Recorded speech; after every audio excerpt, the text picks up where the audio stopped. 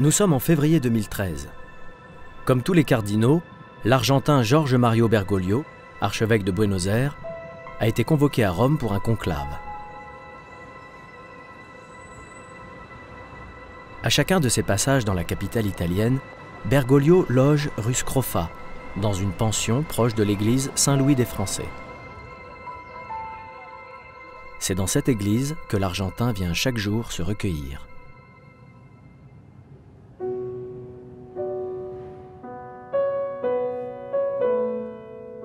S'il aime tant Saint-Louis des Français, c'est en raison de la petite chapelle Contarelli, située au bout de l'église.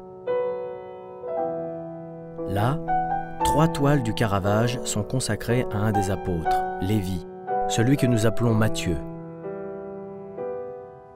La toile préférée de Bergoglio est la Vocation de saint Matthieu. Le Caravage a peint cet épisode de l'Évangile quand Jésus entre dans un bureau de douane accompagné de son premier apôtre Pierre. Puis Jésus désigne du doigt Matthieu, qui compte l'argent que lui rapporte sa charge. Le cardinal argentin aime la manière dont le Caravage a peint la réaction de Matthieu, semblant dire « Non, pas moi. C'est mon argent. Pourquoi moi ?» Puis Matthieu se lèvera et suivra Jésus. Le jésuite Bergoglio sait bien comment finit la vie de Matthieu. En face de la Vocation, le Caravage a peint le destin de l'apôtre, celui d'un martyr de l'Église assassiné à la sortie d'une messe. En ces derniers jours de février 2013, le cardinal argentin, qui aime s'identifier à Matthieu, n'imagine pas encore que c'est lui, Bergoglio, le jésuite, qui va être propulsé à la tête de l'Église avec pour mission de sauver une barque qui prend l'eau de toutes parts.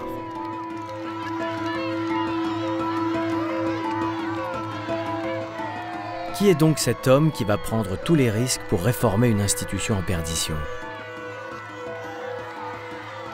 Qui est ce Bergoglio qui, devenu François, aura la folle ambition de changer le monde?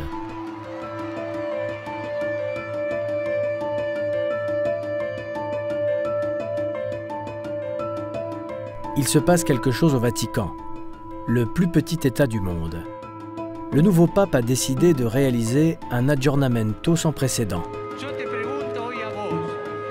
Un cardinal argentin inconnu est devenu en quelques mois l'un des hommes les plus populaires de la planète, quand son prédécesseur Benoît XVI était presque ignoré.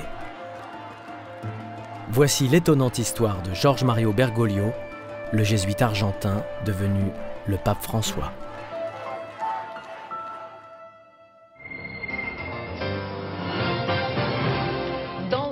Cette information totalement inattendue, le pape vient d'annoncer sa démission. Le pontificat de Benoît XVI prendra fin le 28 février prochain. Le pape s'estime trop fatigué pour exercer son ministère. En renonçant à sa charge, une des plus symboliques du monde contemporain, Joseph Ratzinger, élu pape en 2005 à la mort de Jean-Paul II, stupéfie le monde et plonge l'Église catholique dans l'inconnu.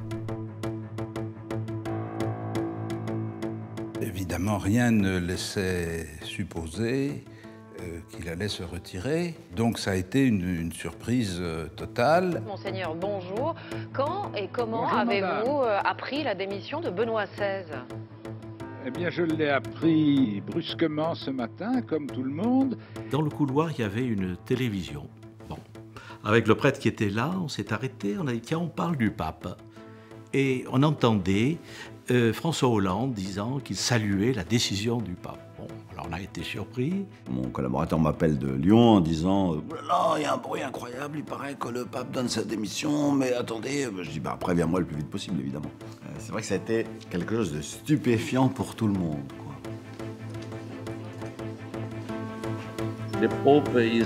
Le pape est une personne très discrète. Benoît XVI, c'est certain, ne dira absolument rien. Une telle décision historique, totalement inédite au cours des siècles, une telle décision ne pouvait que toucher profondément.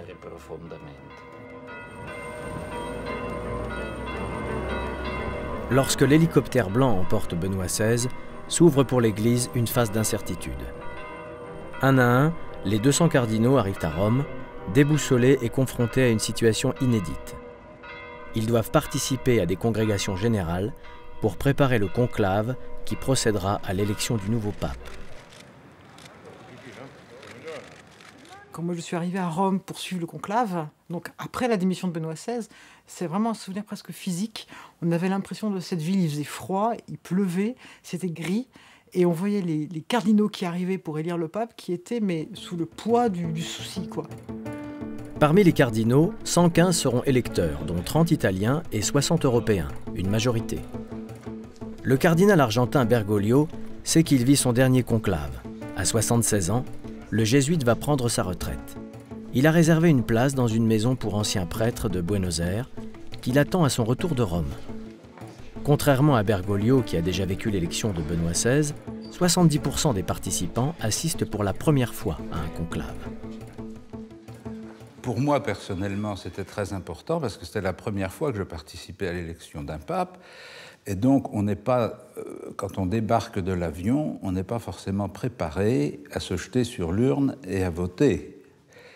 Et donc, il y a un minimum de chemin intérieur et de chemin humain à faire pour passer de Fiumicino à la chapelle Sixtine. Il faut qu'il y ait quelques étapes quand même.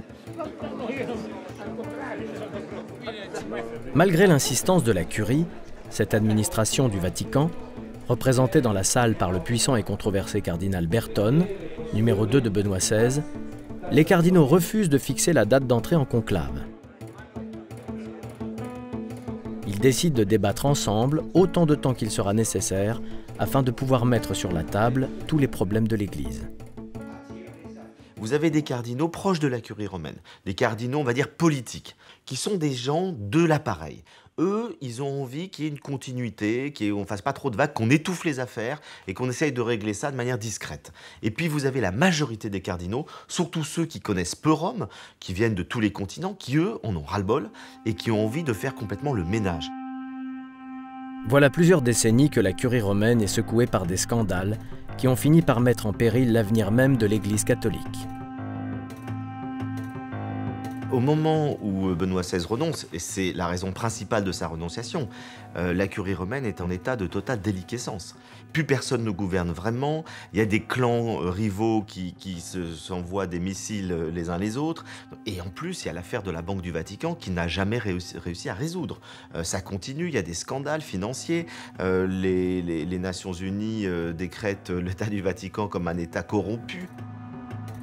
Au fil des années, la Banque du Vatican, l'IOR, était devenue un refuge pour l'argent sale de la mafia, qui profitait ainsi d'un paradis fiscal à l'abri de la réglementation internationale. Les scandales de l'IOR ne sont pas les seuls qui sont venus ébranler le pontificat de Benoît XVI. Les milliers de victimes de la pédophilie, que la hiérarchie de l'Église avait tenté de cacher pendant des décennies, ont publiquement exigé du pape la reconnaissance du drame qu'ils ont vécu et la punition des responsables.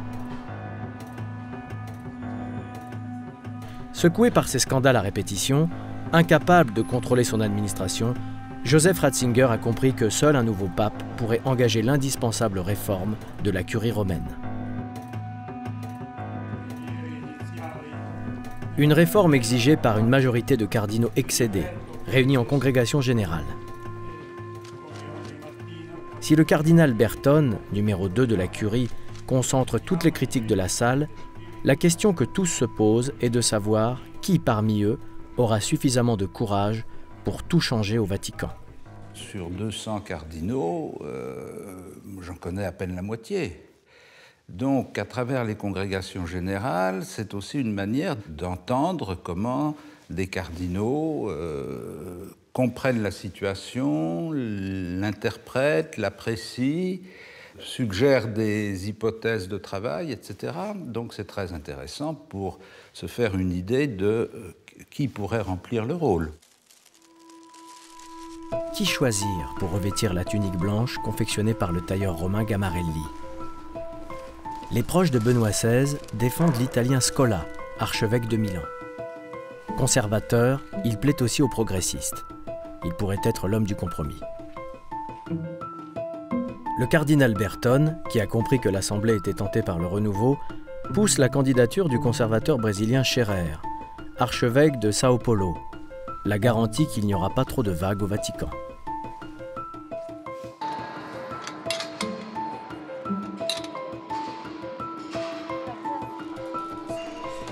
Pendant que l'on prépare la chapelle Sixtine et que l'on installe la cheminée qui délivrera au monde le verdict de l'élection, dans la salle, rien ne se passe comme l'auraient souhaité les dirigeants de la curie. Lors d'une des dernières sessions de discussion, un grain de sable inattendu vient bousculer le préconclave.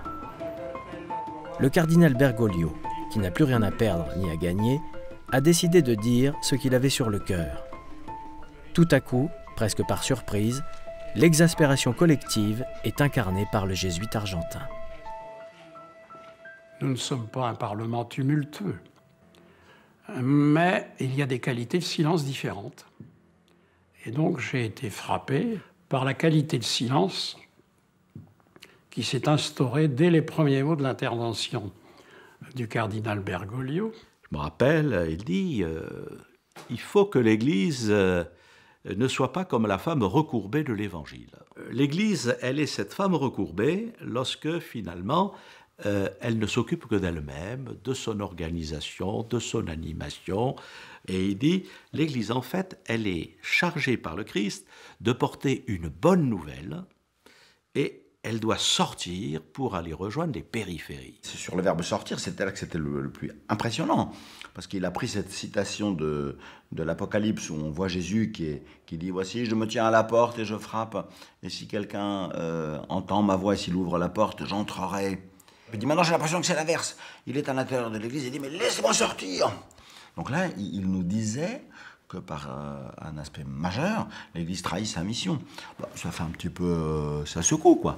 Quand vous avez tous les cardinaux qui sont là et disent « Dans l'Église, est-ce que tu es sûr que tu fais ce que tu dois faire et que tu ne fais pas le contraire de ta mission ?» Ça fait un petit choc. Un choc salutaire.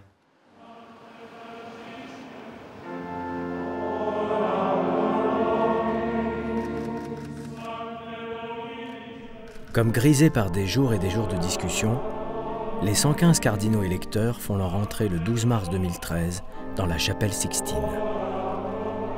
L'élection semble ouverte comme jamais. L'entrée en conclave véritablement tranche sur tout ce qu'on a vécu avant.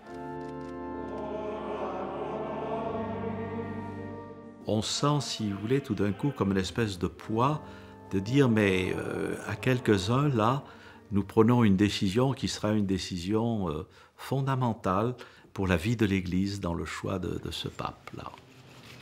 Conclave, cum clave. Les cardinaux sont enfermés dans une pièce avec une clé jusqu'à ce qu'ils aient choisi un successeur à l'apôtre Pierre, premier évêque de Rome. Par expérience et par tempérament, je sais que choisir, c'est toujours éliminer. Et donc, c'est une façon d'engager ma propre responsabilité dans le processus qui est en train de se dérouler. On prend son bulletin de vote, on le porte comme ça ostensiblement, on a écrit d'une écriture non reconnaissable le nom de celui pour lequel on va voter. On ne vote pas pour un copain, on ne vote pas pour quelqu'un qui pense comme nous. On vote pour celui qui nous semble le plus apte à remplir cette fonction aujourd'hui. Et donc au moment d'arriver devant le crucifix, à l'autel de la chapelle Sixtine, on dit une prière en latin qui est celle-ci. « Je prends à témoin celui qui me jugera le dernier jour, que celui dont j'ai écrit le nom sur ce bulletin, c'est celui que, selon Dieu, je juge le plus apte à remplir cette fonction. » C'est assez intéressant. Ce qui fait qu'il n'y a pas, vous voyez, des jeux, je mets un tel au premier tour pour que le deuxième tour, etc. Ça, c'est pas possible. Non, le choix spirituel de chacun, c'est ça qui nous est demandé. Je mets un nom et au moment où je suis, je pense que celui-là, il serait bien pour remplir cette fonction. Je le pense, donc je l'écris. C'est pas du calcul. Voilà.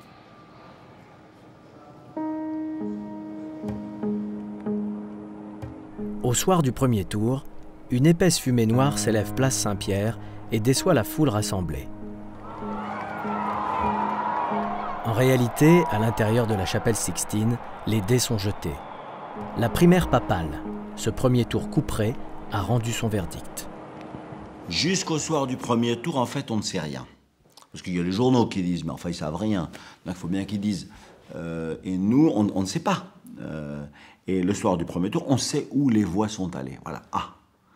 Alors, on peut être surpris, etc. Mais voilà l'éventail. Alors, c'est un éventail assez large, forcément, au premier tour. Du coup, on s'aperçoit qu'un tel dont on parlait, il n'a pas de voix, et un tel dont on parlait pas beaucoup, il en a beaucoup, c'est étonnant. Enfin bon, on voit les choses telles qu'elles sont. Ce qui m'a frappé, et ça je crois que ça a été quand même déterminant, je l'ai senti très vite, c'est la division des cardinaux italiens. Donc, qui finalement, un certain nombre ne voulaient pas de celui qui apparaissait un peu comme le favori, malgré tout, qui était le cardinal Scola. Les cardinaux Scola et Scherer ont confirmé à leurs dépens l'adage romain. Qui entre pape en conclave en ressort cardinal. Les cardinaux s'apprêtent à surprendre le monde. Le 13 mars au matin, personne n'imagine que l'Église aura un nouveau pape à la fin de la journée. D'autant qu'une seconde fumée noire vient indiquer, en fin de matinée, qu'au deuxième et troisième tour de scrutin, aucun candidat n'a obtenu les 2/3 des voix nécessaires.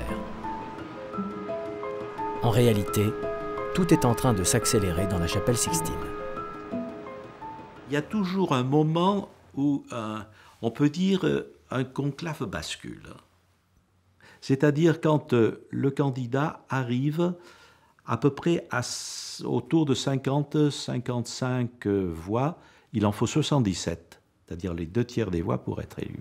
À ce moment-là, les gens se disent, mais c'est sans doute lui dont l'Église a besoin aujourd'hui. Lorsqu'il est élu au 5e tour de scrutin avec environ 90 voix, Georges Mario Bergoglio demande à se retirer quelques minutes dans la chambre des larmes, à côté de la Sixtine. Comme l'apôtre Matthieu désigné du doigt par Jésus, Bergoglio est soudainement saisi d'une grande angoisse. Pourquoi lui? Peut-il refuser?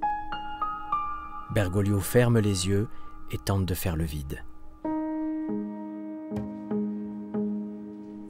Puis il se relève brusquement et signe l'acte d'acceptation du trône de pierre, avant de choisir les vêtements qu'il portera pour sa présentation au monde, qui a le regard tourné vers la basilique Saint-Pierre.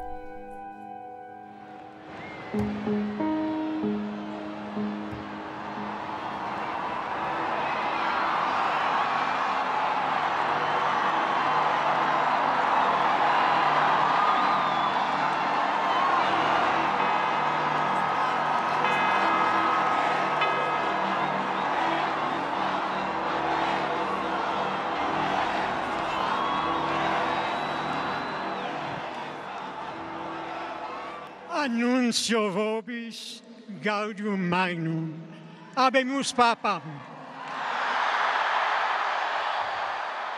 Eminentissimum ac reverentissimum Dominum Georgium Marium, Sancte Romani Ecclesiae Cardinalem Bergoglio. La foule des fidèles, tout à sa joie d'assister à l'élection du pape, n'a pas tout de suite compris le nom du cardinal élu, ce Bergoglio que presque personne ne connaît. Mais elle comprend immédiatement le nom choisi par le nouveau souverain pontife. Qui sibi nomen imposuit Franciscum.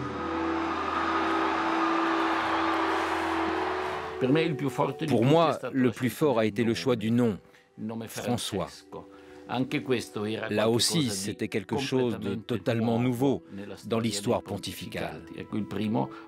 C'est le premier pape qui choisit ce nom, un nom à la signification extrêmement forte.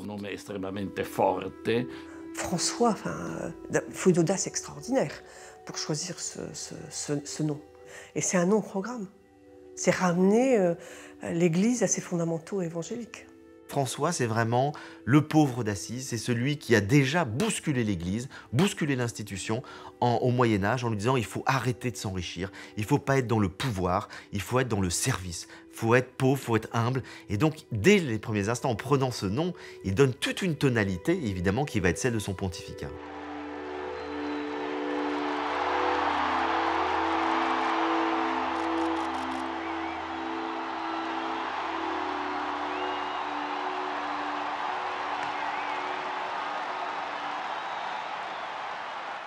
Fratelli e sorelle, buonasera.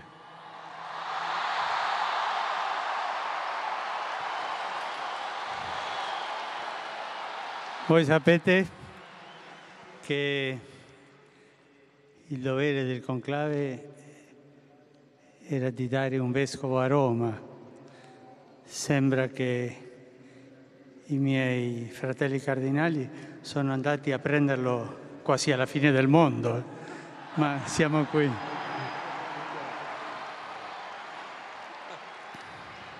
Anche io ero in piazza San Pietro.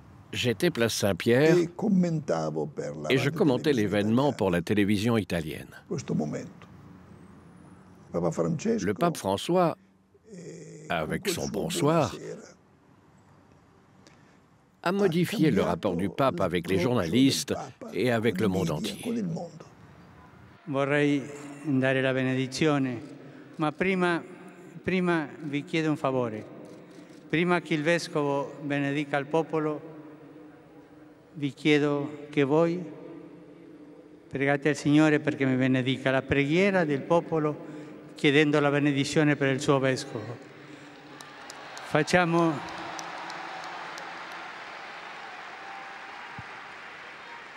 in silenzio questa preghiera di voi su di me.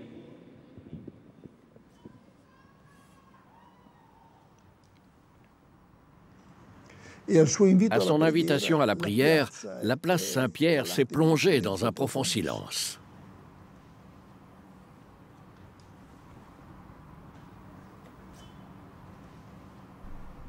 Là, vous dites, oulala, il y a quelque chose qui est en train de se passer, on est en train de vivre un moment historique. Et c'est à ce moment-là que, en tout cas moi, mais pas que moi, beaucoup de gens, on a compris le changement d'époque. Buonanotte e buon riposo.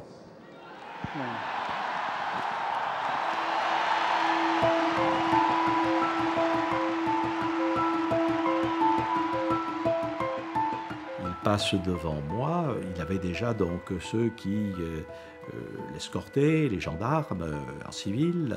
Bon. Et puis, quand il est arrivé en bas, il a renvoyé sa voiture, une espèce de Mercedes qui était préparée, en disant « Non, mais je rentre avec les cardinaux à la maison Sainte-Marthe, je prends le petit car aussi. » Et il est reparti avec nous. Donc, on a senti tout de suite, si vous voulez, qu'il y avait un style qui changeait. La conception du monarque, du souverain, la conception européenne du pape, eh ben elle est morte, quoi. Elle est morte le soir même de l'élection de Bergoglio, quand il refuse de monter dans la limousine. Quand il monte dans le bus avec les autres cardinaux, il fait un geste extrêmement fort. Le pape souverain est mort avec Bergoglio. Et il meurt et il le fait mourir tout de suite. La révolution Bergoglio est en marche. Pour la première fois, un pape s'appelle François. Pour la première fois, un pape est jésuite. Pour la première fois, un pape n'est pas européen.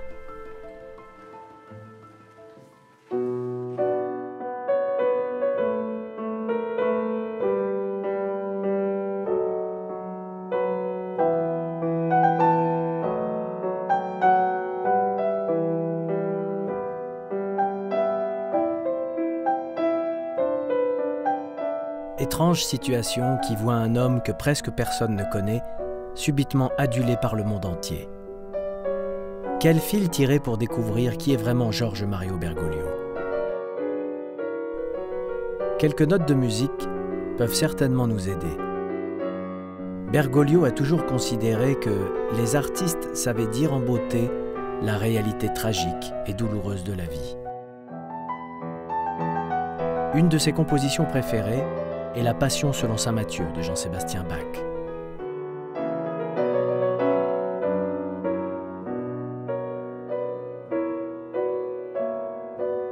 Erbarme dich, ou la complainte de Pierre, le premier des évêques de Rome qui vient de trahir Jésus et qui supplie le Seigneur de pardonner le pécheur qu'il est. Bergoglio s'est défini tout au long de son sacerdoce de père jésuite comme un pécheur parmi les pécheurs, un homme parmi les hommes.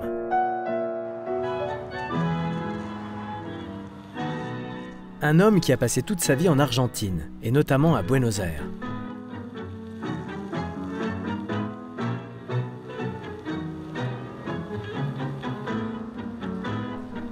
George Mario Bergoglio, viscéralement argentin et profondément italien, aime raconter l'histoire de ses grands-parents piémontais qui ont quitté l'Italie en 1929 avec son père et qui se sont installés à Buenos Aires, capitale de l'Argentine. C'est dans le quartier de Flores, rue Membriard, que débute l'histoire du petit Georges, qui naît un jour de décembre 1936. Georges sera l'aîné d'une fratrie de 5 enfants. C'est sa grand-mère Rosa, la piémontaise qui ne supportait pas l'Italie de Mussolini, qui lui a transmis sa foi et cette piété quotidienne, populaire, qui marque à jamais l'enfant Bergoglio.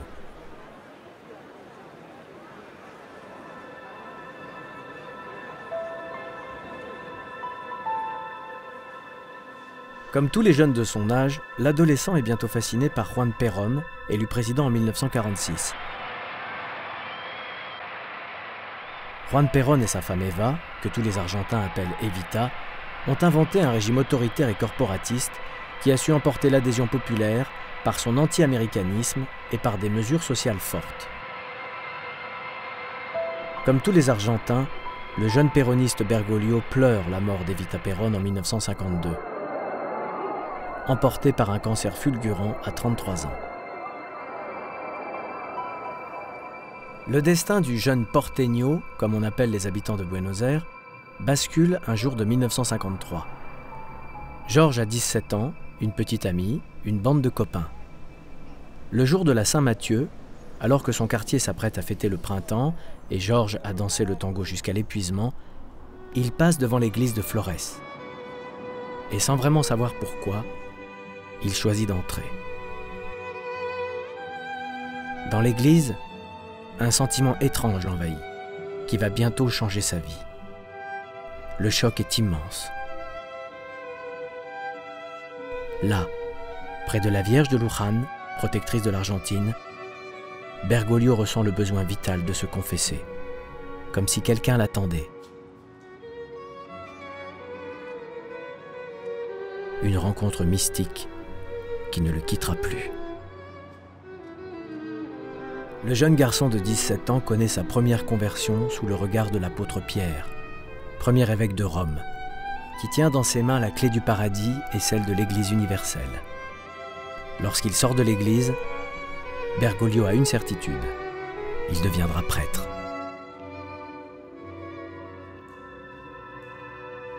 Cette soudaine vocation de Georges bouleverse sa famille, et notamment sa mère, qui supporte difficilement le choix de ce fils qu'elle a le sentiment de perdre à jamais. Le novice se lance dans une longue préparation de 14 années. Son choix est fait. Ce sera au sein de la Compagnie de Jésus. Quand on lui demande pourquoi il a décidé de devenir jésuite, Bergoglio répond simplement qu'il voulait quelque chose de plus. L'histoire des jésuites est très intéressante parce qu'elle coïncide avec le début des temps modernes. La communauté jésuite est fondée au milieu du XVIe siècle, donc je dirais à mi-chemin entre la réforme protestante et l'émergence de la science moderne. Donc dans un contexte de grand bouleversement. Et donc il s'agissait de relever le défi de ce changement d'époque. Ce que Georges retient avant tout de l'enseignement de l'espagnol Ignace de Loyola, le fondateur de la Compagnie de Jésus, c'est le discernement. Cette obsession jésuite à réfléchir avant d'agir et à le faire en fonction de la réalité qui nous entoure. Ce qui nous rassemble, c'est, outre la vie commune, l'idée que la vie chrétienne, l'Évangile, peut être vécu dans le monde tel qu'il est. Donc il y a une dimension d'engagement très, très concret dans le monde actuel. Ignace de Loyola, c'est lui qui a fondé les Jésuites. Il a donc fait toute une spiritualité qui part du monde. C'est-à-dire que le jésuite va d'abord regarder le monde tel qu'il est, et à partir de ce monde-là, il va discerner, c'est-à-dire qu'il va décider, il prend le temps de mûrir sa réflexion et de réagir par rapport au monde et de prendre ses décisions par rapport au monde. Il ne va pas prendre ses décisions en théorie, il part toujours de la réalité et du concret. Le discernement, c'est aussi savoir quand c'est le moment d'agir et comment agir. Il y a une pensée stratégique chez les jésuites, et c'est très important. On comprend dans les exercices de saint Ignace que la spiritualité est un véritable cheminement. Saint Ignace parle de promenade, de marche, de course. La vie n'est pas un mur qui nous arrête, mais un processus. Les choses ne sont pas définies une fois pour toutes. Ce n'est pas écrit dans les livres.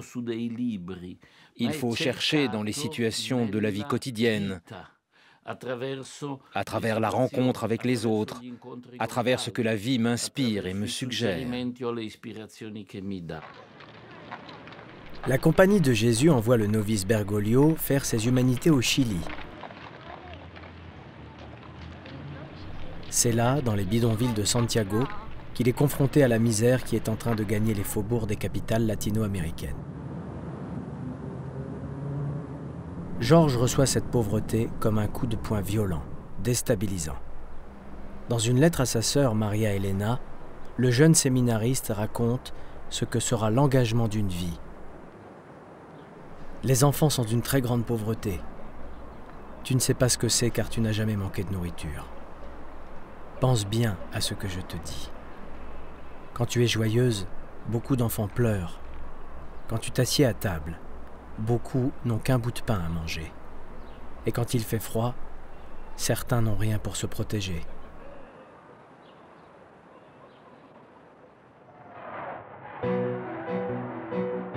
L'Amérique latine est à cette époque secouée par les soubresauts politiques d'un monde en quête de repères et d'une jeunesse qui s'apprête à le remettre violemment en question. La révolution cubaine, qui a vu le communiste Fidel Castro prendre le pouvoir à La Havane, marque et inspire les esprits. Une aspiration révolutionnaire se propage sur le continent et vient se heurter à des pouvoirs militaires dictatoriaux.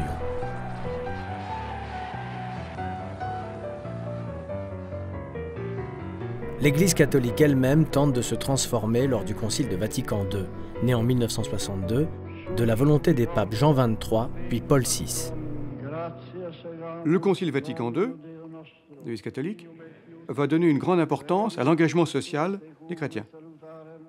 L'idée que l'activité chrétienne passe par un engagement social, voire par un changement des structures de la société, lorsque ces structures sont injustes. Il faut bien se rendre compte que c'était à l'époque, en 62, les évêques du monde entier qui étaient à Rome, qui ont eu le sentiment à l'époque quand même de bousculer l'Église, de révolutionner l'Église. Il y avait tout un groupe assez important d'évêques d'Amérique latine qui étaient déjà très portés sur l'option préférentielle pour les pauvres, très pour une église près des pauvres, etc. Et donc, au lendemain de la fermeture du concile, ils ont passé un pacte qu'on appelait le pacte des catacombes. Donc, leur chef de file, c'était Don Helder Camara, qui est un personnage important dans l'église d'Amérique latine.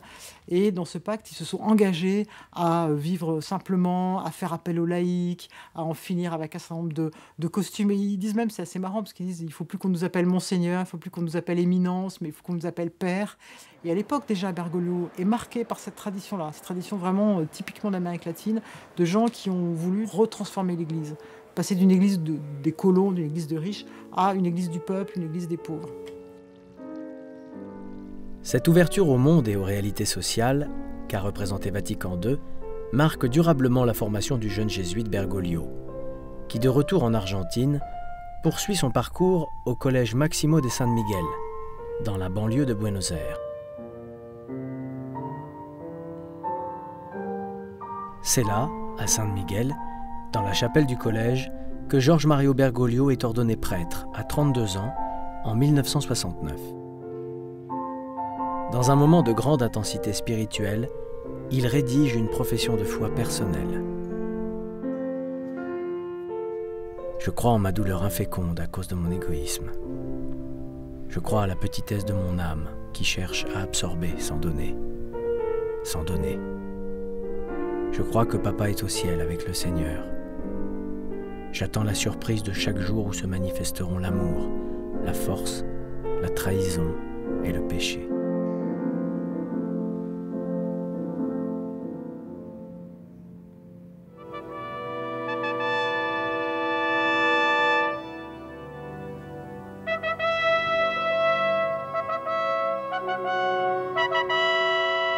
Rome, le 19 mars 2013.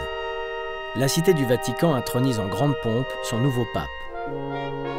Personne ne peut alors imaginer que le jésuite Bergoglio ne compte pas se couler dans le moule doré qui s'offre à lui.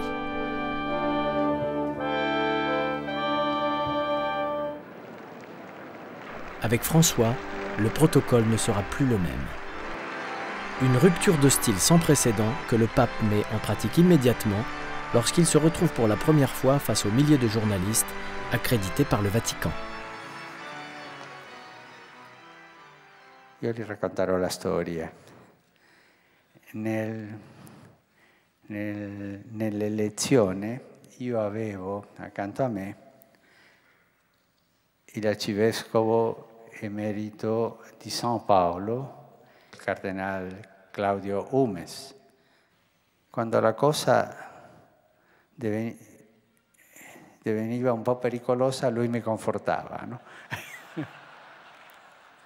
E quando i voti sono saliti ai 2/3, diviene l'applauso consueto perché è stato eletto il Papa. E lui mi abbracciò, mi baciò e mi ha detto: non ti dimentichi dei poveri.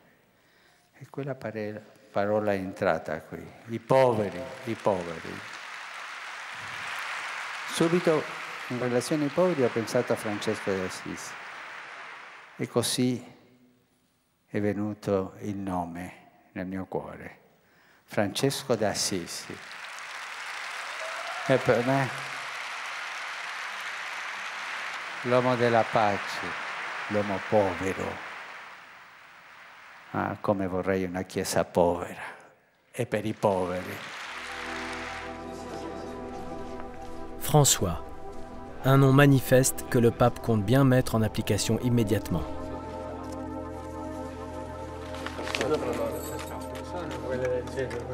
Son premier geste, sans doute le plus spectaculaire, plonge la curie romaine dans la perplexité. Tandis que le secrétaire d'État Bertone fait découvrir les appartements pontificaux qui lui reviennent, une voix intérieure lui souffle distinctement « non ». Bergoglio ne peut habiter là. Le pape habitera désormais dans la modeste résidence Sainte-Marthe, l'hôtellerie du Vatican, là où logeaient les cardinaux pendant le conclave. Bergoglio logeait dans la chambre 207. François s'installera dans l'austère chambre 201. C'est là que le pape va donner sa première grande interview au jésuite Antonio Spadaro, directeur de la revue jésuite italienne, la Civiltà Cattolica. Oui, la première chose qui m'a frappé, c'est le sourire du pape. Lorsque le pape m'a accueilli dans ses appartements, il l'a fait avec ce sourire que je ne peux pas oublier. Et puis j'ai été surpris par l'extrême simplicité de sa chambre. L'endroit où il vit est tout petit. Tout est d'une simplicité absolue. Cela a créé une ambiance de familiarité comme s'il n'y avait aucune distance entre nous.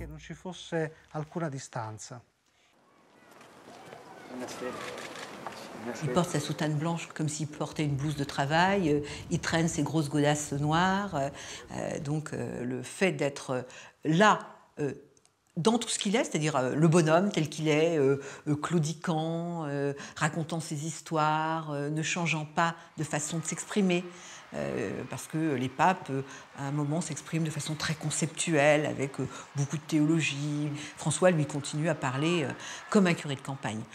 Et ça, c'est en soi une révolution.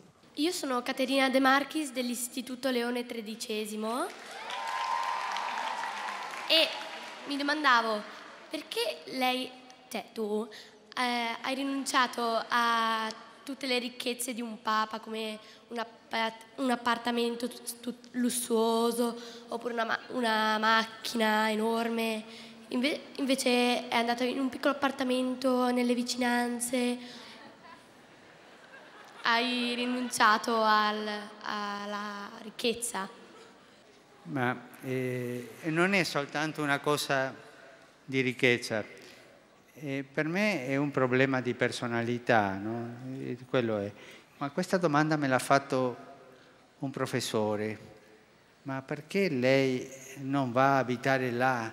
Io ho risposto, ma mi senta professore, per motivi psichiatrici. Perché ma è la mia personalità. E poi credo che sì, i tempi ci parlano di tanta povertà nel mondo, questo è uno scandalo. La povertà del mondo è uno scandalo. E la povertà oggi è un grido, è un grido. L'austérité de Bergoglio est authentique, elle est réelle, et il l'a mise en pratique pendant toute sa vie, de manière très exigeante. Mais c'est aussi un homme conscient que cette vertu et cette austérité peuvent être des armes politiques. Je crois qu'aujourd'hui, on est dans un monde où il faut qu'on soit cohérent. Et la force de ce pape-là, c'est qu'il est extrêmement cohérent. Donc du coup, ça rend son message authentique. Et je pense qu'aujourd'hui, on voit bien en politique, les gens sont en demande de cohérence. C'est-à-dire, si vous dites quelque chose qui n'est pas conforme à ce que vous êtes, ça ne marche pas. La courte homélie que le pape jésuite délivre chaque matin dans la petite chapelle de la Maison Sainte-Marthe est immédiatement propagée à travers le monde. À plusieurs reprises, celui qui devient le curé de la planète exhorte l'Église à sortir des mondanités, fustige les évêques d'aéroport qui ne voyagent qu'en première classe et moque le luxe indécent de certains prélats. Bergoglio a cette idée de l'exemplarité.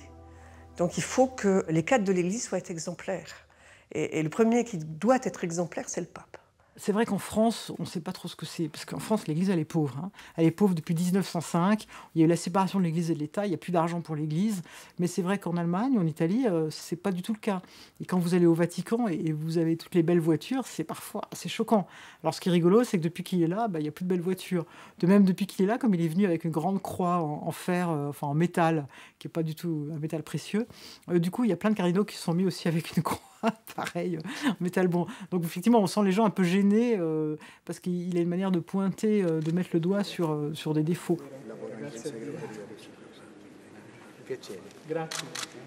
C'est quelqu'un qui nous réveille tous. C'est-à-dire que personne ne peut se reposer sur ses lauriers.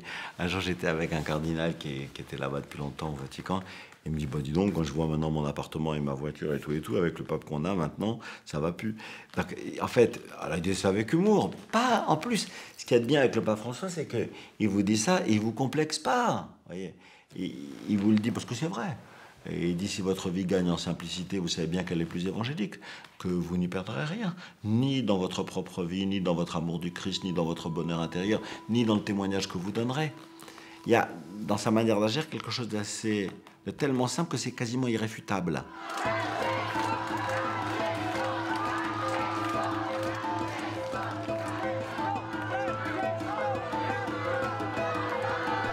Très vite, l'appareil du Vatican comprend que ce pape d'un nouveau genre sera difficile à canaliser. Le pape est descendu de son trône. Le pape François n'est pas un homme d'appareil ou de structure. C'est un homme spontané.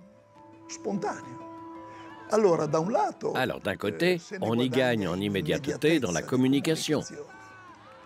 Mais de l'autre côté, nous avons parfois du mal à le suivre.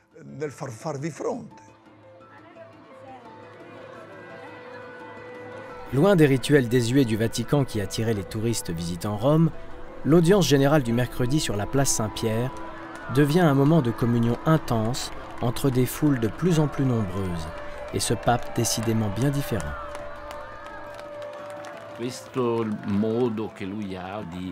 La manière qu'il a parfois d'échanger des regards, de recevoir les objets qu'on lui lance, de répondre avec les yeux quand il est interpellé. Cela témoigne d'une richesse et d'une présence réelle, personnelle dans ses rapports avec les autres. Il est auprès des gens et non pas face à une masse indistincte qu'il regarderait avec indifférence.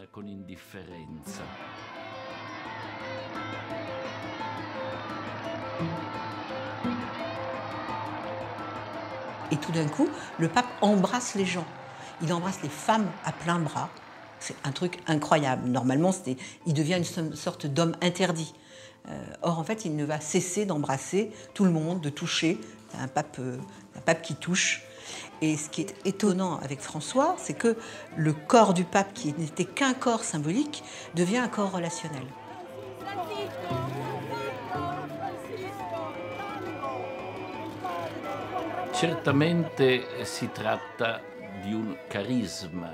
Il s'agit certainement ici de charisme, d'un don qui ne s'apprend pas à l'école, qui ne se construit pas stratégiquement avec un gourou de la communication.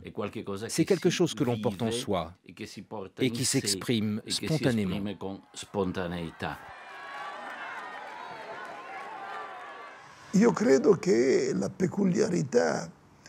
Je crois que la particularité du pape François est d'employer des mots authentiques, directs, qui vont droit au cœur de l'homme et qui parlent des difficultés à vivre, des difficultés qui ne sont pas qu'économiques ou financières.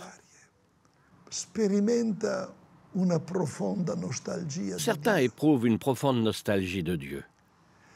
Et je crois que le pape a capté cela. Il le comprend.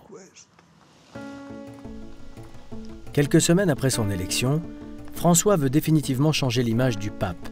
Lorsqu'au retour de son voyage à Rio pour les Journées mondiales de la jeunesse, il va donner une conférence de presse comme aucun vaticaniste n'en avait connu jusque-là.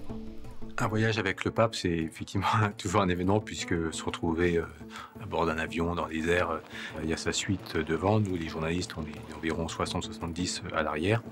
Et je dois dire, il a vraiment été assez bluffant puisque c'était quand même après une semaine entière de JMJ à Rio. Il sortait d'une messe devant 3 millions de personnes sur Copacabana. Et on était à un vol de nuit le soir. Nous, on était tous déjà fatigués. Mais lui, donc, a trouvé l'énergie nécessaire pour venir nous parler pendant 1h20. Avant les conférences de presse, c'était un moment très maîtrisé, des questions triées, parfois reformulées avec des réponses déjà préparées.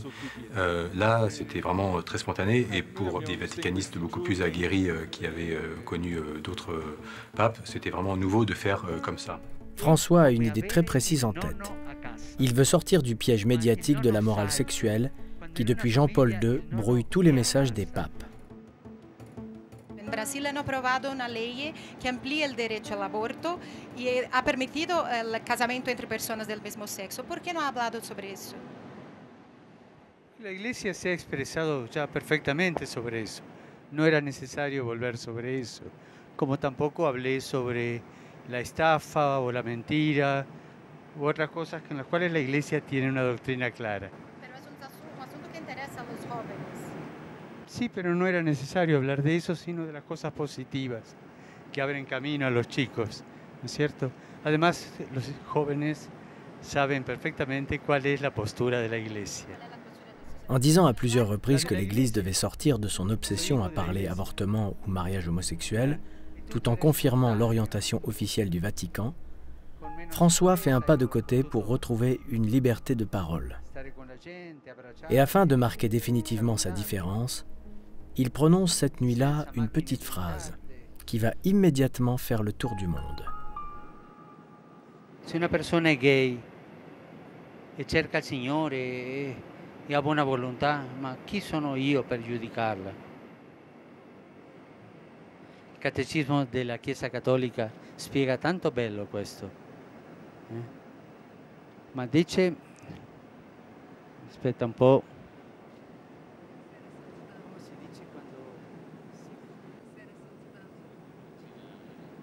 Dice, e non si devono emarginare a queste persone per questo.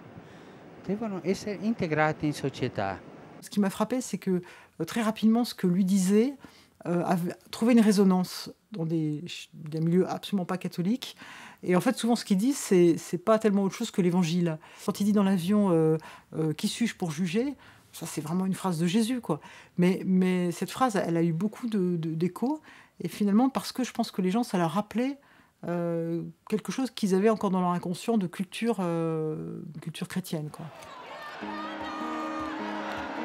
Par sa manière d'être et par quelques paroles symboliques fortes, François réussit en quelques mois à devenir le pape le plus populaire de l'histoire. Au point que la presse multiplie les unes sur François et fait de lui l'homme de l'année 2013. Bergoglio, pendant les premiers mois de son pontificat, il ressuscite le christianisme au niveau mondial. C'est totalement imprévu, inconcevable. Ce vieux type de 76 ans qui devient une espèce de star absolue. Très vite, il va s'installer une François-mania, une papomania qui est totalement inattendue.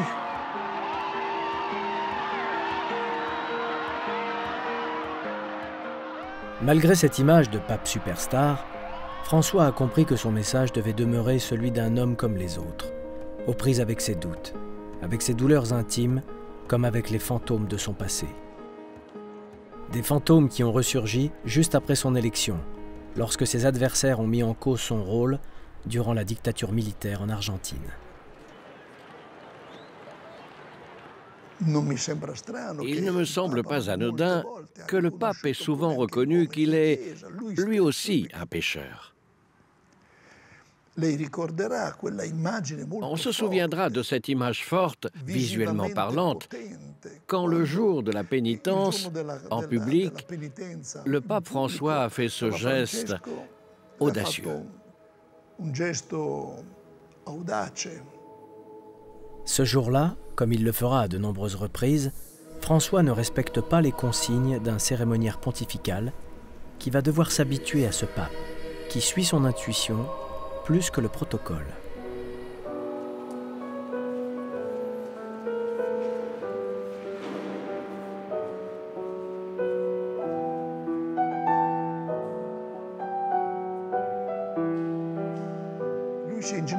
Il s'est agenouillé face à un confesseur. Une image qui vaut plus que tous les discours. Une image que tout le monde comprend. Un homme parmi les hommes.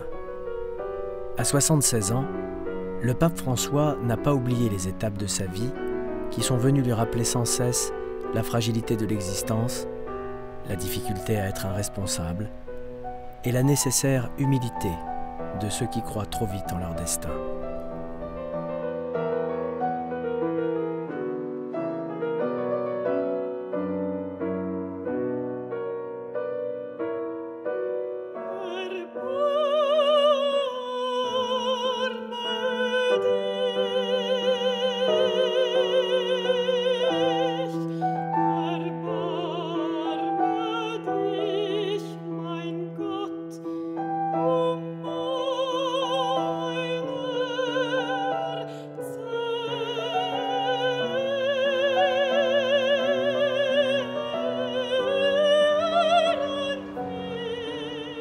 Dans le collège jésuite de San Miguel, près de Buenos Aires, Jorge Mario Bergoglio est très vite remarqué par ses supérieurs, qui le nomment en 1973 provincial d'Argentine, responsable des 15 communautés jésuites du pays et de leurs 200 prêtres. Le quotidien du nouveau chef des jésuites d'Argentine est marqué par une certaine austérité propre à la Compagnie de Jésus.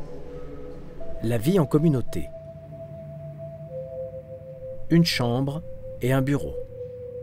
Un espace de vie et de travail qui sera toujours celui de Bergoglio, quelle que soit sa responsabilité. Je me souviens qu'une fois, je suis allé dans sa chambre. Il était en train d'écrire un discours pour un évêque qui le lui avait demandé. 10 minutes après, je le retrouve en train de laver du linge. Après, il recevait spirituellement. En ce sens, c'était un véritable homme orchestre. La photo qui le représente le mieux, c'est celle de la cuisine le dimanche. Il n'avait aucune difficulté à se retrousser les manches et à cuisiner quand la cuisinière n'était pas là. Parce que pour lui, c'est un peu comme un service. Oui, ça, il nous l'a enseigné, que servir est la mission du supérieur, prendre soin de la vie des personnes de sa communauté.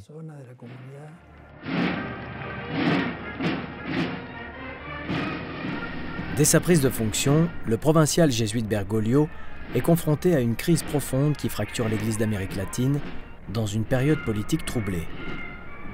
Dans un contexte de guerre froide entre les États-Unis et l'URSS, les dictatures militaires se multiplient.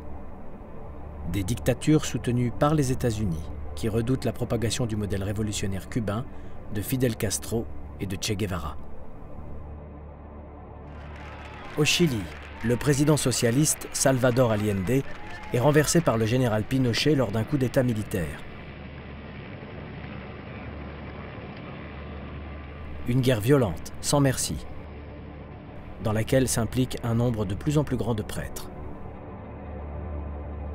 Sensibles aux réalités sociales de leurs compatriotes, des ecclésiastiques choisissent de lutter pour plus de justice et se reconnaissent dans les théologies de la libération, un nouveau courant de pensée, né en Amérique latine, qui prône une participation de l'Église à l'émancipation des peuples.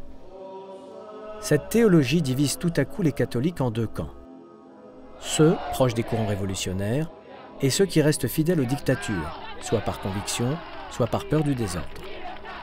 Une division qui se retrouve exacerbée au sein des jésuites. Dans le contexte de la théologie de la libération, des jésuites se sont trouvés impliqués. J'allais dire des deux côtés, c'est-à-dire que là aussi ce qui est peut-être plus caractéristique des jésuites, c'est la dimension éducative, la présence, l'animation de grands établissements scolaires particulièrement destinés à l'élite sociale. Et donc, dans les élèves des jésuites, il y avait des enfants, des responsables politiques ou des grandes entreprises, enfin bon. Donc, un certain nombre de jésuites se trouvaient de fait assez proches de l'élite sociale, alors que d'autres faisaient le choix d'être proches des pauvres, soit par leur habitat, soit par leur engagement pastoral, voire politique. Ce clivage, cette polarisation s'est opéré. Dans ce débat qui fracture la province d'Argentine, Bergoglio ne bascule pas dans la logique révolutionnaire. Il se range du côté de théologiens argentins qui ont imaginé un courant non marxiste de la théologie de la libération. Le père jésuite Juan Carlos Canón, qui fut professeur du jeune Bergoglio, est un des penseurs de ce courant que l'on a appelé la théologie du peuple. Une des caractéristiques de cette théologie est une analyse historico-culturelle qui ne nie pas l'analyse sociale, mais qui rejette à la fois l'analyse de type libéral et celle de type marxiste.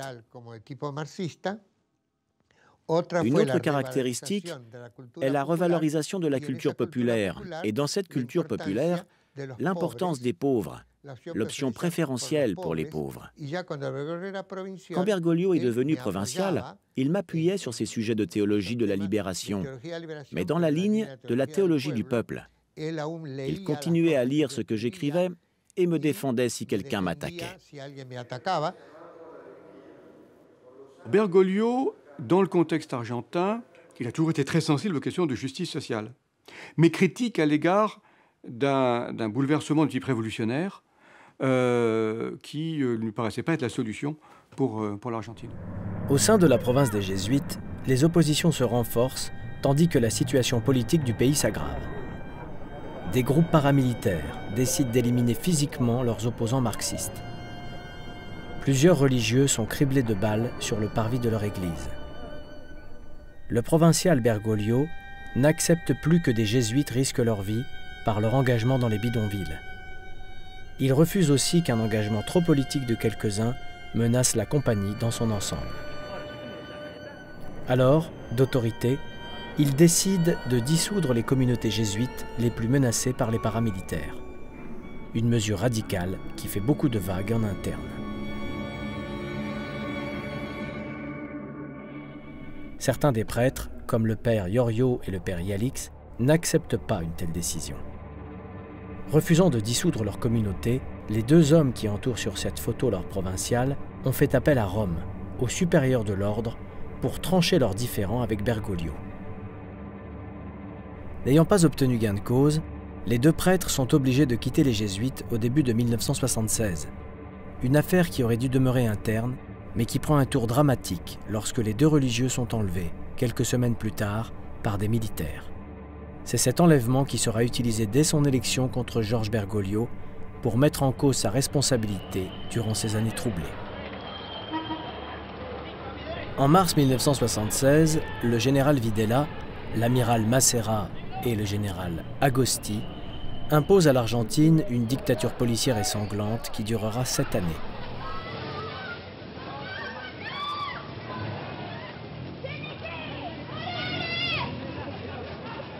Quel a été le rôle de Bergoglio pendant la dictature militaire?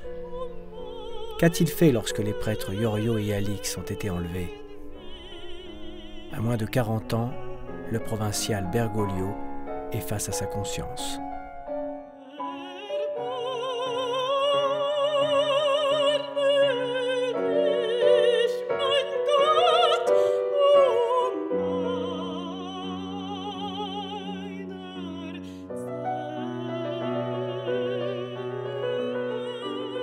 Herbar me dit « Aie pitié de moi, Seigneur, et reçois mes larmes », fait dire Jean-Sébastien Bach à l'apôtre Pierre.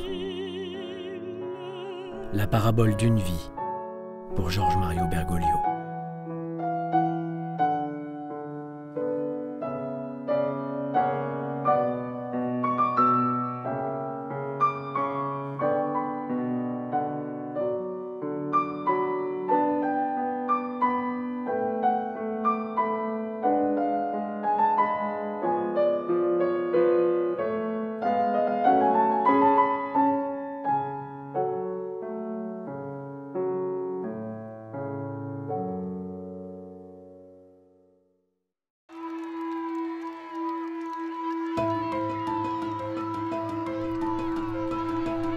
Le pape François, l'Argentin Jorge Mario Bergoglio, s'est imposé en quelques mois comme une personnalité importante du débat politique mondial.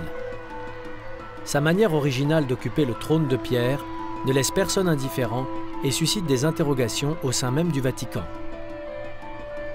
Le nouveau pape va-t-il réussir à endiguer les scandales qui ont secoué le plus petit État du monde? François suscite la controverse. Sa volonté de réforme se heurte à de nombreuses résistances au sein de l'Église.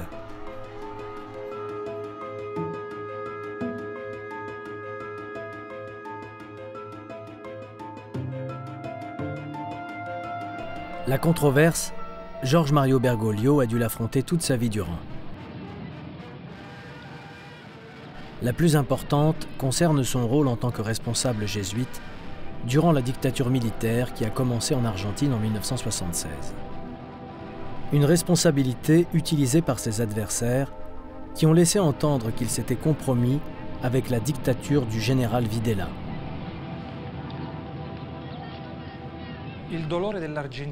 La douleur de l'Argentine est encore vive. Cette page de l'histoire n'a pas été tournée. Il y a encore 30 000 disparus. C'était une spécialité de la dictature argentine, faire disparaître les dissidents. Concernant l'Argentine, il faut aussi se rappeler d'un autre aspect.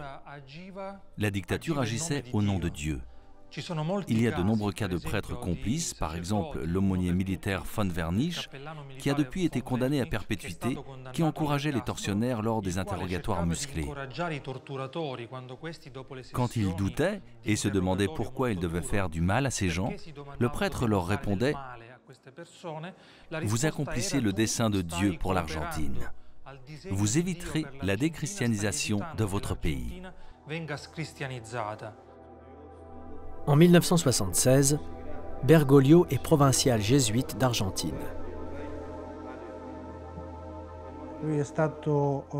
Bergoglio a été nommé provincial à l'âge de 36 ans. Dans l'interview, il m'a dit « Quelle folie !» Il a dû affronter une province de la Compagnie de Jésus très difficile et dans un moment critique, assumant des décisions parfois autoritaires et manquant parfois de la concertation nécessaire. Et il reconnaît qu'en cela il a eu tort.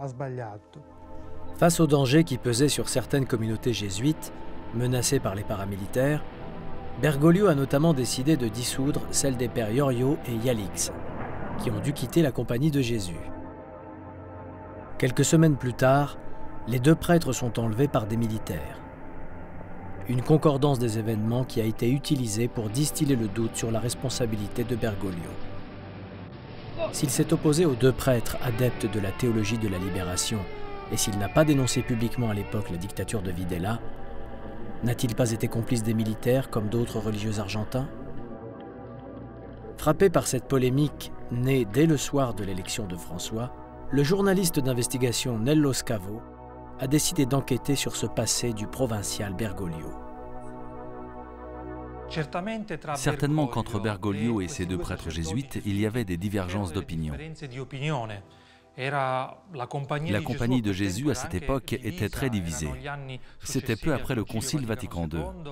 Il y avait ce vent nouveau. La situation était alors très compliquée et in fine, ils ont été arrêtés.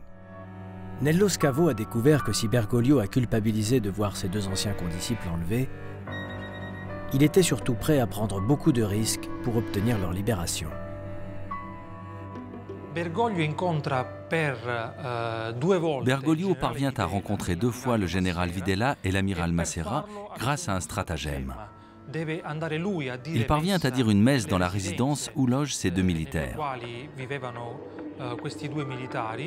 Et donc, sous ce prétexte de dire la messe à la place des prêtres habituels, il réussit à les voir. Et en les montant l'un contre l'autre, il parviendra à obtenir leur libération. Les 2 pères, Iorio et Yalix, après plusieurs mois de torture, sont finalement abandonnés les yeux bandés et les mains liées dans un champ marécageux à l'extérieur de Buenos Aires. Ils sont immédiatement exfiltrés à l'étranger par Bergoglio. Alors qu'il enquêtait sur cette affaire des 2 jésuites enlevés, Nello Scavo a fait une étonnante découverte. Dans les années douloureuses qui ont suivi, Bergoglio a eu un autre rôle que l'on était loin de soupçonner. Certaines voix ont émergé que je n'avais ni prévues ni imaginées. Celles de personnes disant avoir été aidées par Bergoglio dans ces années-là, d'avoir été cachées, aidées à s'enfuir à l'étranger, en France par exemple. L'un après l'autre sont apparus ces récits qui racontaient comment Bergoglio, tour à tour homme de foi et un peu agent secret, a mis en place des stratagèmes pour sauver de nombreuses personnes. Avec l'aggravation de la répression policière, le provincial jésuite est sollicité par de nombreuses personnes pourchassées par le régime. Bergoglio imagine alors, en plein cœur de Buenos Aires, dans l'église jésuite Ignace de Loyola, un réseau d'exfiltration de dissidents menacés. L'église devient un point de ralliement. Bergoglio doit aussi trouver un refuge, à l'abri des regards des militaires. Il a transféré les bureaux de la province jésuite à San Miguel, parce que ceux que nous avions à Buenos Aires avaient été signalés comme suspects. Et donc, par sécurité, on a transféré les bureaux au collège Maximo, un collège qui a une structure plus grande, plus sûre, où l'on pouvait avoir plus de garanties.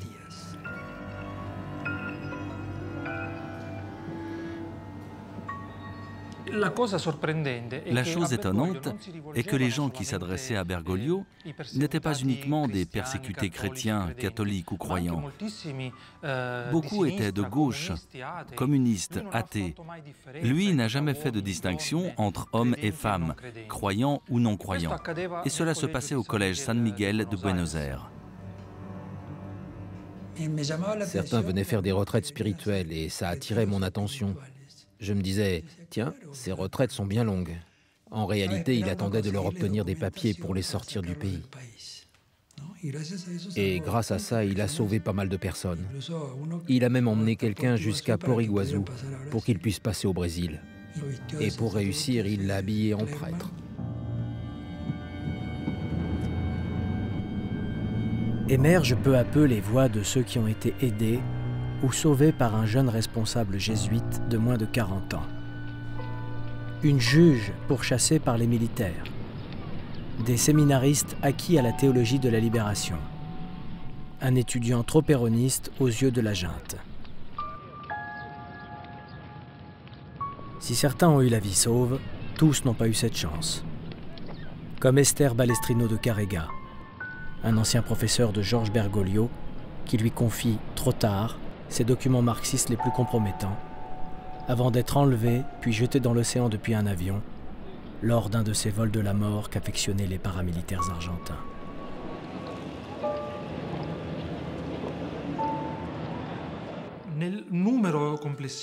Il est difficile de chiffrer le nombre exact de gens sauvés par Bergoglio. À ce jour, j'ai pu identifier une centaine de cas.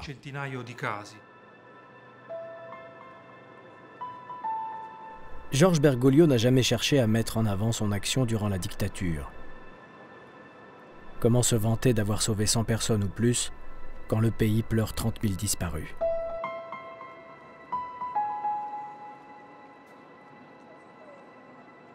Le mandat de provincial jésuite de Georges Bergoglio s'achève en pleine dictature en 1979. Il n'est pas reconduit. Trop de fractures, trop de tensions. Bergoglio est jugé autoritaire et solitaire dans ses décisions. Georges Bergoglio sera simple recteur du collège San Miguel jusqu'à la fin de la dictature en 1983, après l'échec de la guerre des Malouines qui fait chuter la junte militaire.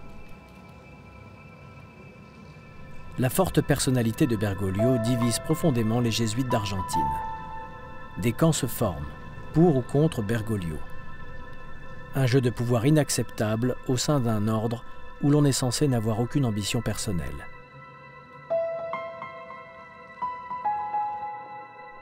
Ses supérieurs, exaspérés, finissent par l'envoyer en exil, loin de Buenos Aires, à Cordoba, à 600 km au nord de la capitale. Une punition, une mise au placard dans la plus ancienne église du pays, édifiée par les missionnaires jésuites au XVIIe siècle. À 50 ans, Bergoglio connaît une traversée du désert qui ébranle violemment les certitudes du religieux. La période de Cordoba a sûrement été très difficile. Ça, je l'ai compris aussi à la façon dont il m'a parlé de cette crise spirituelle. Là aussi, j'ai été touché par sa manière de montrer toute sa fragilité. C'est une période qui l'a profondément touché, qui a risqué de faire dévier sa vie et sa spiritualité.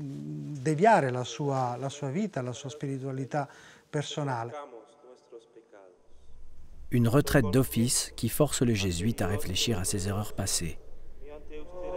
Comment gouverner? Que signifie être responsable d'une collectivité quelle qu'elle soit? Autorité et collégialité sont-elles compatibles?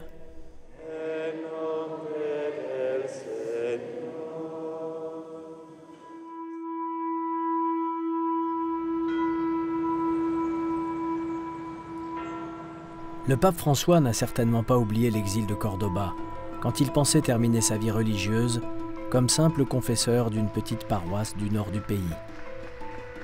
Une fois élu, comme pour se préserver de lui-même et de sa tentation autoritaire, le nouveau pape inscrit immédiatement son action dans le mandat que lui ont confié les cardinaux qui l'ont choisi. Le contenido de lo que había que hacer, todo viene de la vertiente de las congregaciones generales que tuvimos los cardenales. Fueron cosas que los cardenales pedimos al que iba a ser el nuevo papa. Yo me acuerdo que pedía muchas cosas, pensando en otras. Les cardinaux ont demandé à François de changer le fonctionnement de l'administration vaticane. C'est ce qu'il fait immédiatement. Le très controversé secrétaire d'État de Benoît XVI, numéro 2 du Vatican, le cardinal Bertone, est renvoyé. Il est remplacé par un diplomate, le cardinal Parolin. François va plus loin.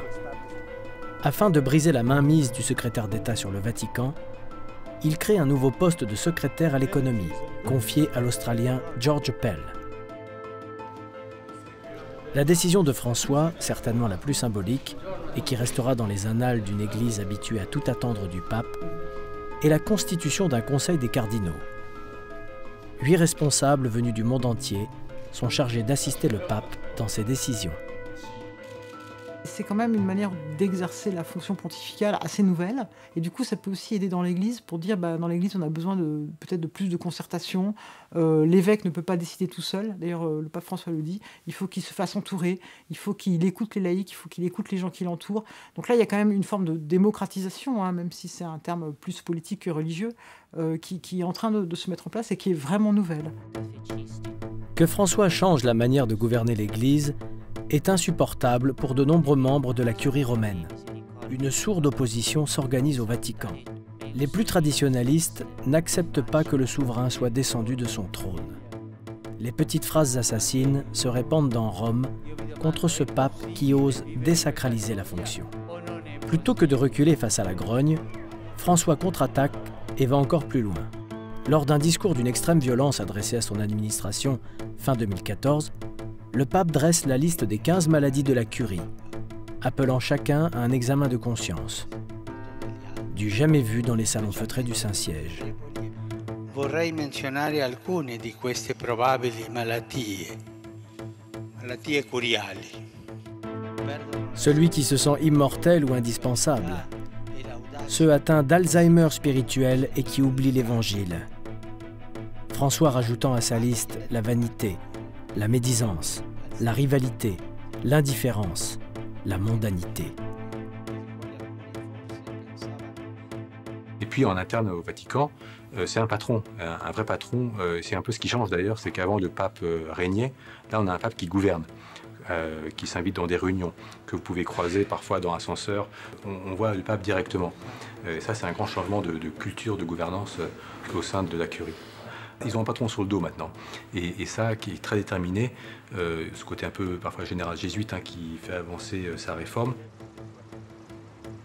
Cette capacité et cette volonté d'exercer le pouvoir, c'est un homme autoritaire aussi, c'est la pardon de Bergoglio. C'est-à-dire, il y a même des gens qui disent au Vatican aujourd'hui que c'est un caractériel. Le principal chantier du pape et de sa nouvelle équipe est celui de l'IOR, la sulfureuse banque du Vatican, au cœur de plusieurs scandales financiers depuis 30 ans. François sait que sa crédibilité dépend de ce dossier. Pas question de fléchir devant l'obstacle comme Benoît XVI avant lui. Pour la première fois, le pape autorise la police italienne à arrêter dans l'enceinte du Vatican un évêque soupçonné de blanchiment. L'ancien directeur et l'ancien président de la banque sont poursuivis pour détournement de fonds. Leurs comptes sont gelés. L'enjeu principal est de mettre fin aux règles opaques qui permettaient à l'IOR de ne pas respecter la réglementation bancaire internationale.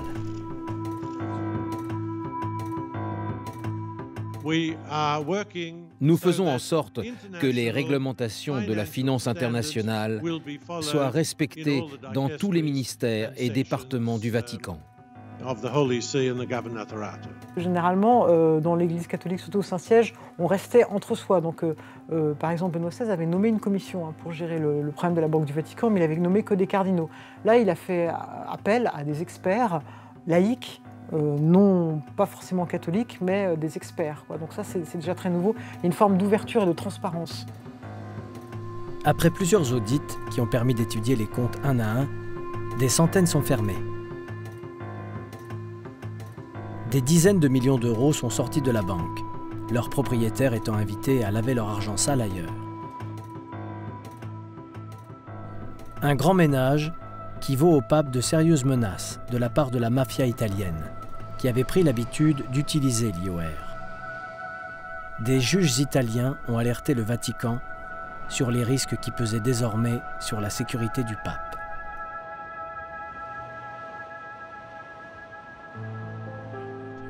Un autre chantier sensible attendait François, celui des victimes de la pédophilie. Ces enfants abusés par des prêtres longtemps couverts par la hiérarchie de l'Église. Si le pape Benoît avait initié un changement de doctrine, François sait qu'il doit aller plus loin. Su questo si deve andare avanti, avanti, tolleranza zero. Pour la première fois, un évêque a été incarcéré au Vatican après sa destitution. Pour la première fois, le pape a lui-même reçu des victimes d'abus sexuels pour leur demander pardon les yeux dans les yeux. Et pour que ce geste devienne public, il l'a répété face aux victimes, lors de sa messe matinale à la résidence Sainte-Marthe. Ante Dios y su pueblo, expreso mi dolor por los pecados y crímenes graves de abusos sexuales cometidos por el clero contra ustedes. y humildemente pido perdón. Pourquoi est-ce que Jean-Paul II, pendant des années, a dissimulé tous les problèmes de pédophilie? C'est parce qu'il ne voulait pas qu'il y ait un scandale qui éclabousse l'institution. Et c'est contre cet état d'esprit que François veut rompre. Et donc, il sort tous les problèmes. Et il dit aujourd'hui, la Banque du Vatican, si on apprend qu'il y a 300 prêtres et évêques qui sont mouillés dans des corruptions, tant mieux. Et ce sont des brebis galeuses qui vont quitter l'Église. Et ça, c'est des scandales qui ne pourront plus avoir lieu. L'ombre de Jean-Paul II plane sans cesse sur François. Le jésuite fait souffler un vent nouveau au Vatican. Il ne craint pas la comparaison avec celui qui vient d'être sanctifié par l'Église. Alors que Jean-Paul II incarnait l'obsession européenne et anticommuniste de l'Église, François fait surgir dans la basilique Saint-Pierre l'Amérique latine et sa théologie du peuple, en faisant chanter la Missa Criolla, composée par l'Argentin Ariel Ramirez. Señor, ten piedad de nosotros.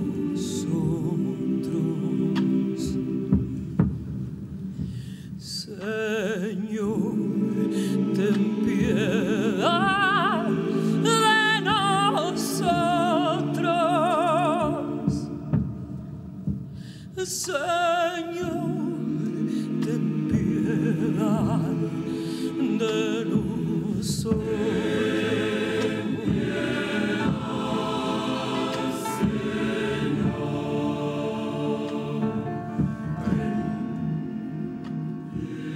Un Sud-Américain, jésuite, à la tête de l'Église catholique, c'est comme un miracle de l'histoire. Une revanche sur le pontificat de Jean-Paul II.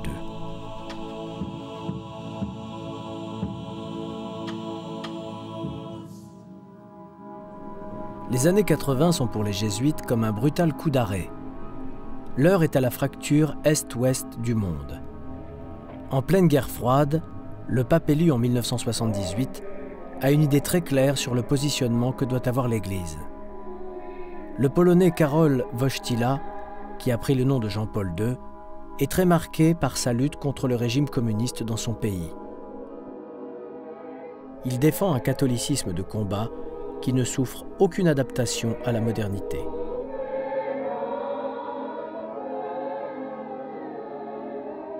Sous le pontificat de Jean-Paul II, les sociétés évoluent très rapidement, l'emprise des églises sur la société diminue considérablement.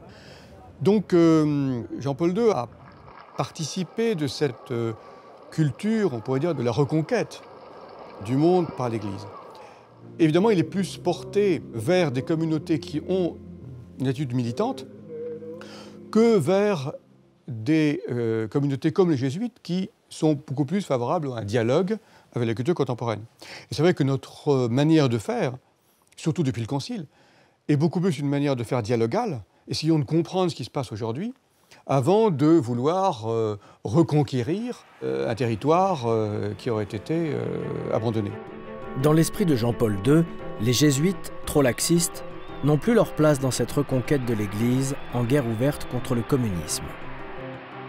Dans cette guerre, Jean-Paul II s'appuie sur les communautés les plus traditionnalistes et les plus militantes. Les légionnaires du Christ pour concurrencer les jésuites dans les universités et les prélats de l'Opus Dei pour remplacer un à un les évêques et archevêques trop favorables aux luttes sociales. En quelques années, Jean-Paul II reprend en main l'épiscopat sud-américain et impose une vision traditionnelle du rôle de l'Église.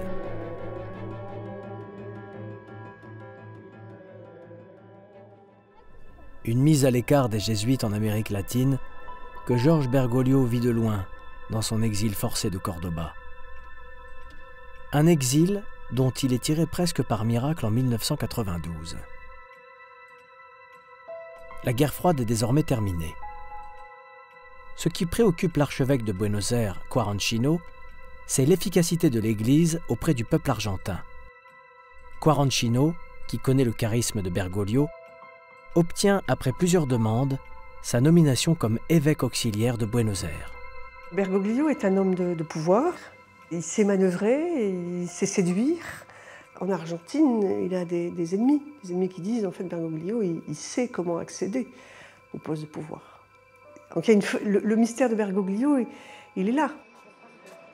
Une nomination surprise dont nous ne connaissons pas les véritables motifs. Manigance politique ou signe du destin, Georges Bergoglio, à 56 ans, débute une nouvelle carrière. Plus rien ne viendra stopper son ascension. C'est lui, Bergoglio, qui est choisi quelques années plus tard, à la mort de Quaranchino, pour devenir archevêque de Buenos Aires. L'Argentin est le premier pape à avoir dirigé spirituellement une des grandes mégalopoles du monde. Buenos Aires, ses 13 millions d'habitants et ses convulsions de métropole mondialisée, ou la clé pour comprendre l'action du pape François. Désormais, Bergoglio préside aux cérémonies dans la cathédrale de la ville, symbole de la puissance de l'Église argentine. Le nouvel archevêque s'apprête à révolutionner le fonctionnement de l'Église dans son pays.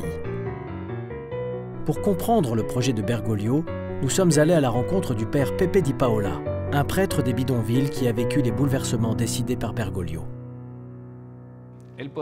Lorsqu'il a été nommé évêque, Bergoglio aurait pu se contenter de rester sur la place de Mai. Cette place est le centre de Buenos Aires. Il y a là l'évêché, le ministère de l'économie, le siège de la présidence argentine, les ministères. Si je reste sur la place de Mai, entouré pendant toute la journée d'icônes du pouvoir ou du tourisme, je vais avoir une certaine idée de Buenos Aires. Mais lui, il a eu cette vision évangélique de se placer du côté des bidonvilles, d'inverser la logique et de regarder Buenos Aires depuis les bidonvilles. Ce que les Argentins appellent des villas miseria et que les Brésiliens appellent les favelas sont des bidonvilles qui rassemblent depuis plus de 50 ans des milliers d'exclus de la mondialisation. Des territoires qui n'existent même pas sur les plans officiels de la ville et où s'entassent illégalement des milliers de migrants venant des pays voisins. Ces villas miseria deviennent la priorité de l'archevêque de Buenos Aires. Pour Bergoglio, c'est là que l'on a besoin de l'Église. Et c'est là que l'Église elle-même peut se ressourcer et se renforcer. Je pense que Bergoglio appréciait ma manière de travailler avec les jeunes et la priorité que je donnais toujours aux plus pauvres. Il a commencé alors à m'amener dans ces lieux, à la périphérie, et il m'a nommé curé de la Villa 21. C'est lui qui m'a rapproché de cette réalité.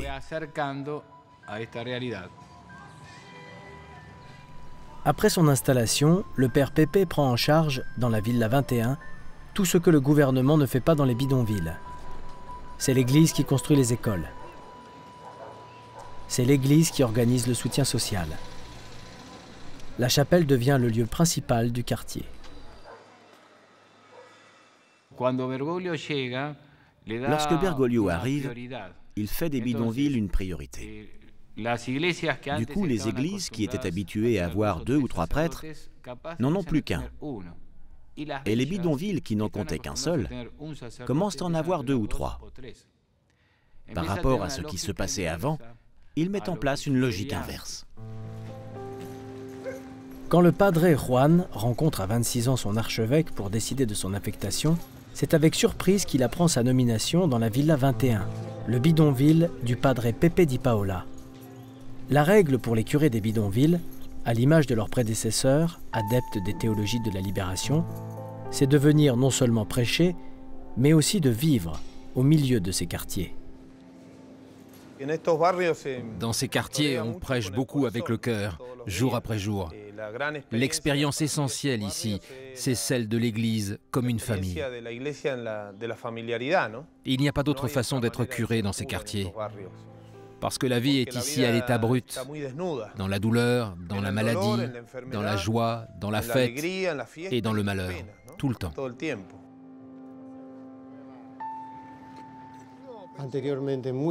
Dans le passé, en Amérique du Sud, des figures ont lutté pour la justice sociale, comme Sandino ou Che Guevara, qui venaient d'Argentine et qui voulaient plus de justice sociale. Et puis, il y a cette nouvelle révolution de l'Église, de prêtres et de curés tiers-mondistes. Ils sont très proches de nous.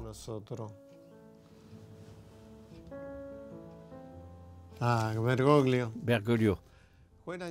C'était la remise de la croix missionnaire. Nous nous reconnaissons grâce à cette croix comme missionnaires.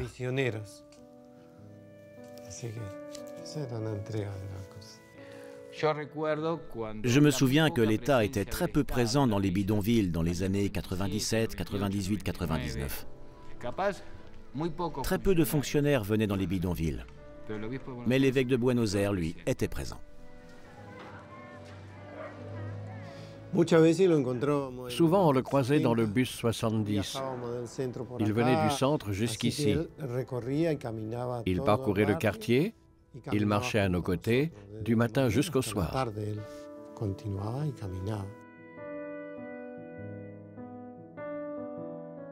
Il a pris beaucoup de risques les dernières années avec son projet pour l'église de Buenos Aires. Il a pris beaucoup de risques. Il utilisait souvent cette expression que je cite souvent. Il parlait toujours de l'audace évangélique. Cette annonce de Jésus au monde, la miséricorde. Et lorsqu'il parlait de cela ici, vraiment personne ne le soutenait dans cette vision. Une option préférentielle pour les bidonvilles et les exclus qui isolent l'archevêque de Buenos Aires.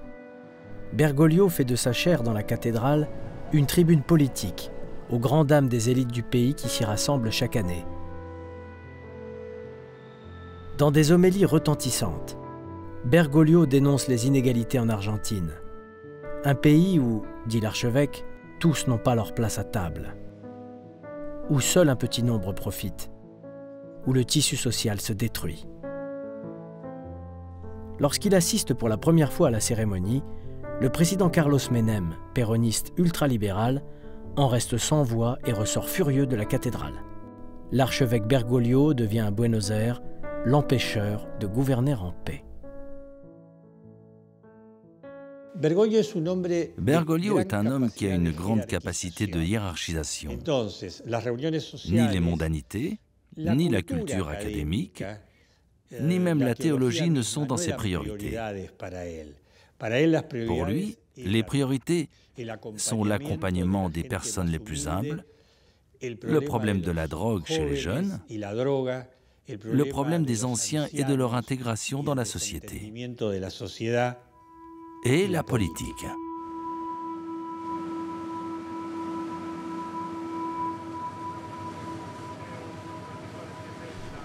Le pontificat de François sera avant tout politique.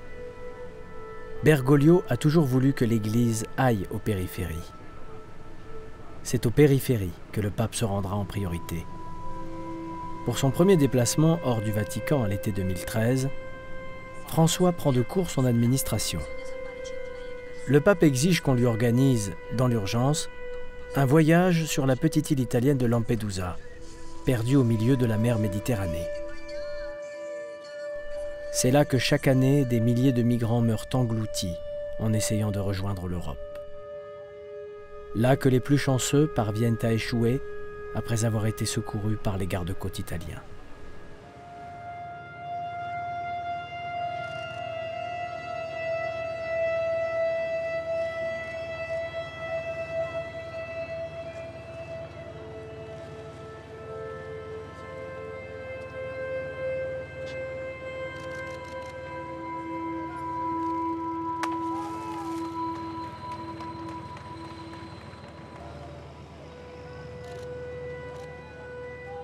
Lampedusa, c'est un message, ce voyage, et c'est un message pour tout le pontificat. Autant on a souvent dit que Jean-Paul II, ça avait été le pape qui s'était intéressé à la coupure est-ouest du monde. Là, il s'intéresse à la coupure nord-sud du monde. Lui-même argentin, il est le pape de la jonction nord-sud. Et ce voyage-là, ça montre ce lien qu'il veut établir entre deux mondes qui s'ignorent trop. Il fait ce geste absolument invraisemblable. Invraisemblable d'aller à Lampedusa. C'est un geste extrêmement politique. Il le fait contre l'opinion publique, contre la majorité de l'opinion publique catholique, qui est très réservée sur la question des immigrés. Tanti di noi, me includo anche io, siamo disorientati, non siamo più attenti al mondo in cui viviamo. La cultura del benessere che ci porta a pensare a noi stessi ci rende insensibili alle grida degli altri, ci fa vivere in bolle di sapone che sono belle ma non sono nulla, sono illusioni del futile, del provvisorio che porta all'indifferenza verso gli altri. In questo mondo della globalizzazione siamo caduti nella globalizzazione dell'indifferenza. C'est quelqu'un qui sait très bien parler, qui a toujours le mot juste ou le geste juste. C'est un pape, vraiment pour notre époque, c'est un pape où la petite phrase compte, où l'oralité finalement compte plus que l'écrit, où le geste compte aussi beaucoup. Donc il est complètement aux normes et aux canons médiatiques modernes. Le trône de pierre devient pour François une opportunité lui permettant de dénoncer avec force les fractures du monde.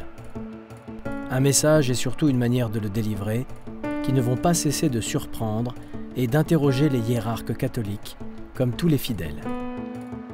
Sur la place du Vatican, le tribun fustige une société financière sans considération pour l'homme. Questo passa oggi, se gli investimenti nelle banche tutto calano un po', oh tragedia, come si fa?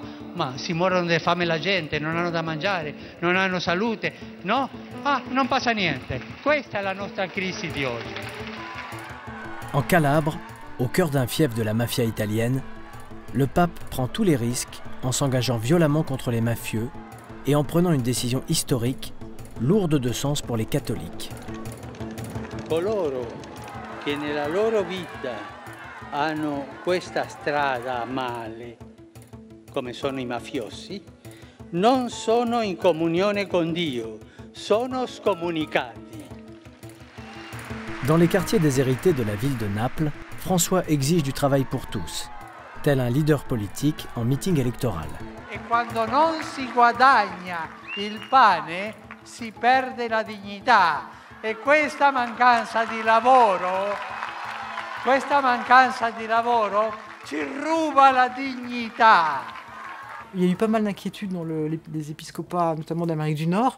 Il y a eu beaucoup d'articles qui sont sortis à peu près 3 ou 4 mois après son élection, disant « mais non, ce pape n'est pas marxiste, mais non, il critique pas tant que ça le capitalisme, etc. » Mais il y a une vraie crainte aujourd'hui d'un certain nombre de catholiques des États-Unis de voir ce pape qui est aussi critique et aussi dur hein, avec l'économie de marché, avec le capitalisme. Et il me semble que là, il y a une vraie rupture par rapport à Benoît XVI et Jean-Paul II. Et ce qu'on attend aujourd'hui, c'est qu'il fasse un texte, qu'il permette à un texte de se produire, lui ou avec des collaborateurs, sur c'est quoi la bonne économie aujourd'hui aux yeux du pape et aux yeux des catholiques. Des accents populaires qui tranchent avec le style de ses prédécesseurs. À ceux qui le trouvent trop politique, François a choisi de répondre avec pédagogie sur la responsabilité de chaque catholique. La Chiesa è la comunità dei cristiani che adora il Padre, va sulla strada del Figlio e riceve il dono dello Spirito Santo. Non è un partito politico. No, non diciamo partito, ma un partito solo dei cattolici. Non serve. Ma un cattolico può fare politica? Deve. Ma un cattolico può immischiarsi in politica? Deve. Le pape a choisi la ligne qu'il défendra. Une cohérence politique puisée dans l'héritage de François d'Assise, celui qui lui a donné son nom, et qui défendait la simplicité, la paix et d'abord l'environnement, ce legs divin à préserver par-dessus tout. C'est ce mot d'ordre de saint François que le pape a choisi comme sujet de son premier texte politique, publié en juin 2015. Avec Laudato Si, loué sois-tu, c'est la première fois de l'histoire du Vatican qu'une encyclique papale est consacrée à l'écologie. Une exhortation adressée aux chefs d'État et de gouvernement sommés de prendre en compte non seulement le dérèglement climatique, mais aussi la dimension humaine de l'écologie, ce refus de la misère et des inégalités sociales que François appelle l'écologie intégrale. Incoraggio la collaborazione tra persone e associazioni di diverse religioni per la promozione di una ecologia integrale. Dans ce texte commenté et débattu comme jamais un texte papal l'avait été auparavant, François impose à l'Église de nouveaux terrains de bataille intimement liés. Environnement et justice sociale. E tutti noi siamo immagine di Dio.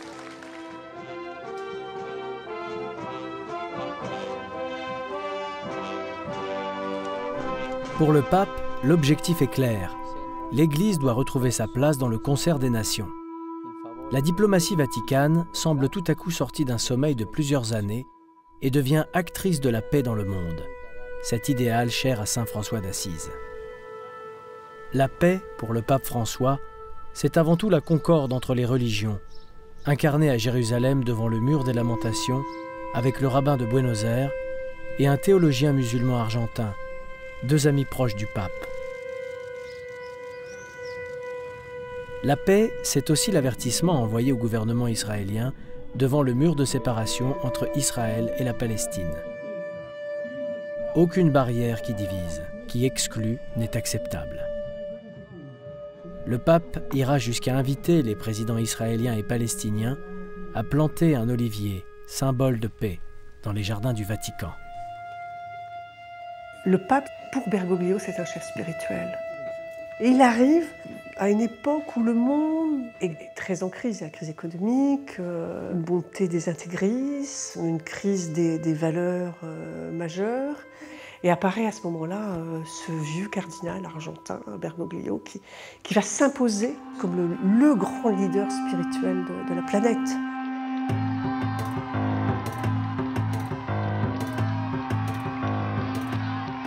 Yesterday, I spoke with Raul Castro to finalize Alan Gross's release and the exchange of prisoners. Esta decisión del presidente Obama merece el respeto y reconocimiento de nuestro pueblo. Quiero agradecer y reconocer el apoyo del Vaticano y especialmente del Papa Francisco. Lorsque les États-Unis et Cuba, brouillés depuis plus de 45 ans, annoncent un dégel de leurs relations, le monde apprend avec stupeur que c'est le pape François qui a été l'un des acteurs principaux de ce rapprochement, en hébergeant au Vatican, dans le secret, les négociations entre les deux pays. Dans un incroyable pied de nez de l'histoire, Raúl Castro, leader de Cuba à la suite de son frère Fidel, viendra au Vatican pour remercier le pape argentin, soufflant même dans un étonnant trait d'humour qu'avec un pape pareil, il était prêt à retourner à l'église, lui, le communiste formé dans un collège jésuite. Bergoglio est très latino et très argentin dans sa manière, dans sa pensée géopolitique. Il est très réservé sur les États-Unis, sur le pouvoir des États-Unis. On voit bien comment il s'est opposé au projet de frappe aérienne des Américains et des Français en Syrie à l'été 2013. Son combat contre la globalisation, contre l'argent roi, contre l'internationale financière, etc., elle se double aussi d'un combat qui est un combat politique et culturel. Il faut respecter l'identité de chaque peuple. Chaque peuple porte son histoire, porte sa culture, et du coup, il a une pensée, il a une vision du monde multipolaire. Il n'est pas certain que tous les cardinaux qui ont élu François savaient exactement comment l'Argentin dirigeait son archevêché de Buenos Aires, ou la conception qu'il avait de ses responsabilités de leader spirituel et politique.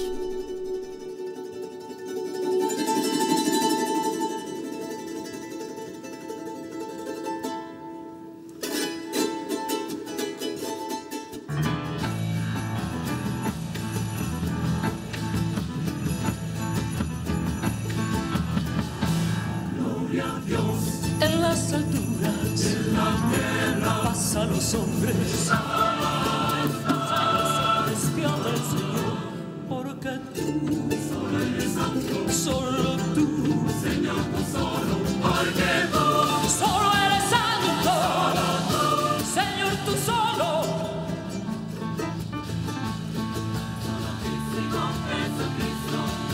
Con el Espíritu Santo. Con el Espíritu Santo.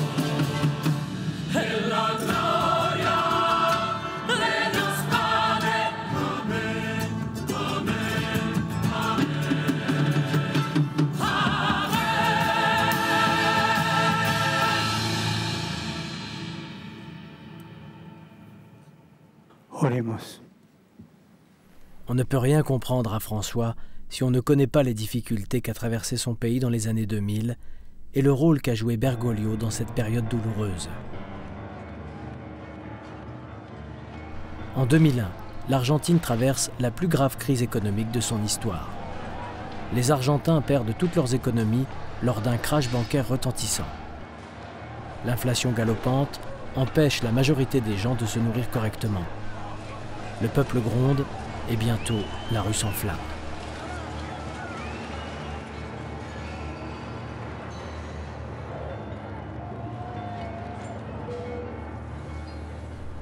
Dans un pays ravagé brutalement par la pauvreté, l'archevêque Bergoglio décide de descendre dans la rue. Il mènera le combat au plus près des Argentins en détresse, et notamment des plus défavorisés. Pourquoi Bergoglio aime tant parler des frontières existentielles? Parce qu'il a toujours été un homme de frontières. Il a deux convictions. D'abord, il croit que la mission de l'Église se trouve à la frontière, et non à l'intérieur. Ensuite, parce qu'il voit que les gens ne sont pas dans les églises, ils sont dehors. Il dit donc aux prêtres et aux laïcs engagés, « Vous devez aller là où se trouvent les gens ». C'est curieux, parce que d'un côté, c'est une personne traditionnelle quant à sa fidélité à la prière, mais d'un autre côté, il est également très novateur. Le combat de Bergoglio est avant tout celui pour la dignité des travailleurs, qu'ils soient immigrés exploités dans les ateliers clandestins ou cartoneros, ces chiffonniers de Buenos Aires, les plus précaires et les plus exposés à la violence de la nuit.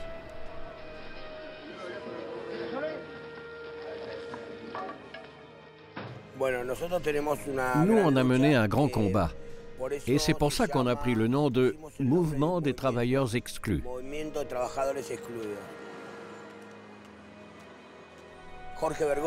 Bergoglio, qui était un archevêque, on a commencé à le connaître dans une église des travailleurs, où Georges Bergoglio baptisait les enfants des cartonniers, des couturiers. Il y avait des étrangers qui n'avaient pas de papier, mais il les baptisait tout de même. Ça a été nos premiers liens avec lui. Avec Bergoglio qui était à nos côtés, nous disions non à l'exclusion, non aux travailleurs exclus. Ça s'est fait avec des marches. On a bloqué les rues, occupé l'Assemblée, on a réclamé, fait des grèves de la faim pour qu'ils commencent à écouter et se rendre compte que nous n'avions rien. Bergoglio n'a pas simplement participé à cela avec nous. Bergoglio a surtout redonné la dignité aux travailleurs. Et le plus incroyable, c'est qu'il était archevêque. On pouvait se dire, bon, un curé peut faire ça, pas un archevêque.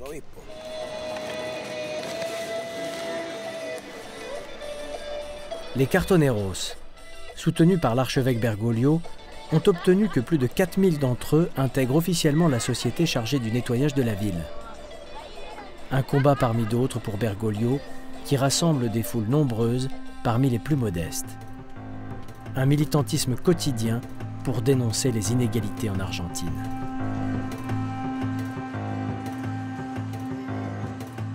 En esta ciudad, la esclavitud no está abolida.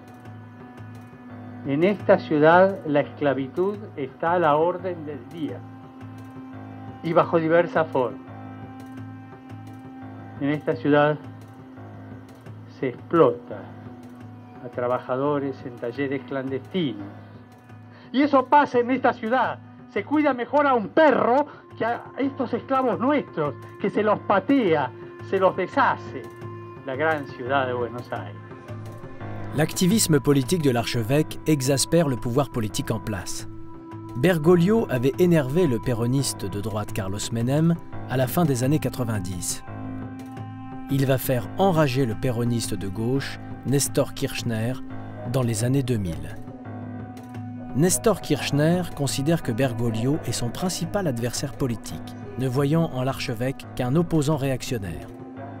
L'entourage du président argentin multipliera même les rumeurs sur le passé de Bergoglio, sa complicité possible avec la junte militaire de Videla ou son appartenance à la garde de fer, la frange la plus extrémiste des péronistes de droite. Il est certain que c'est un homme conflictuel pour le pouvoir, indépendamment du fait que ce pouvoir soit de droite ou de gauche. Ce n'est pas un homme facile pour un gouvernement.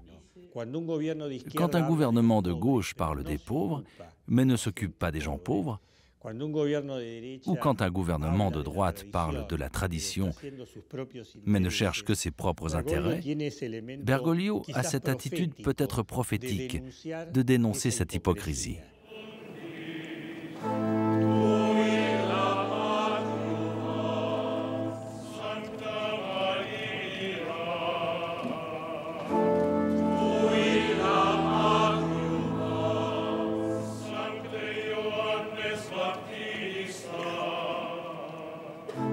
Le 19 mars 2013, lors d'une messe solennelle, l'Argentin Bergoglio est intronisé comme nouveau pape de l'Église catholique et romaine.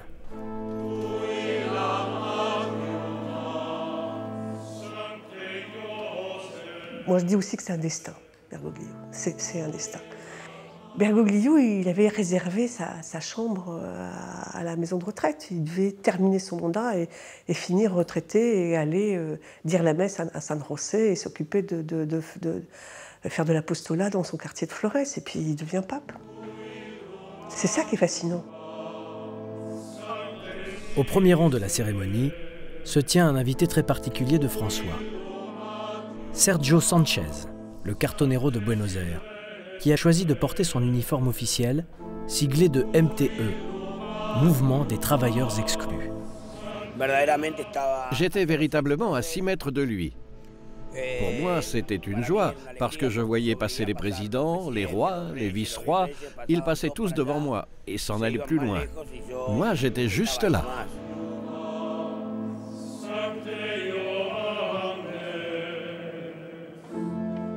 C'est à Sergio Sanchez que le pape sourit, à peine sorti de la basilique.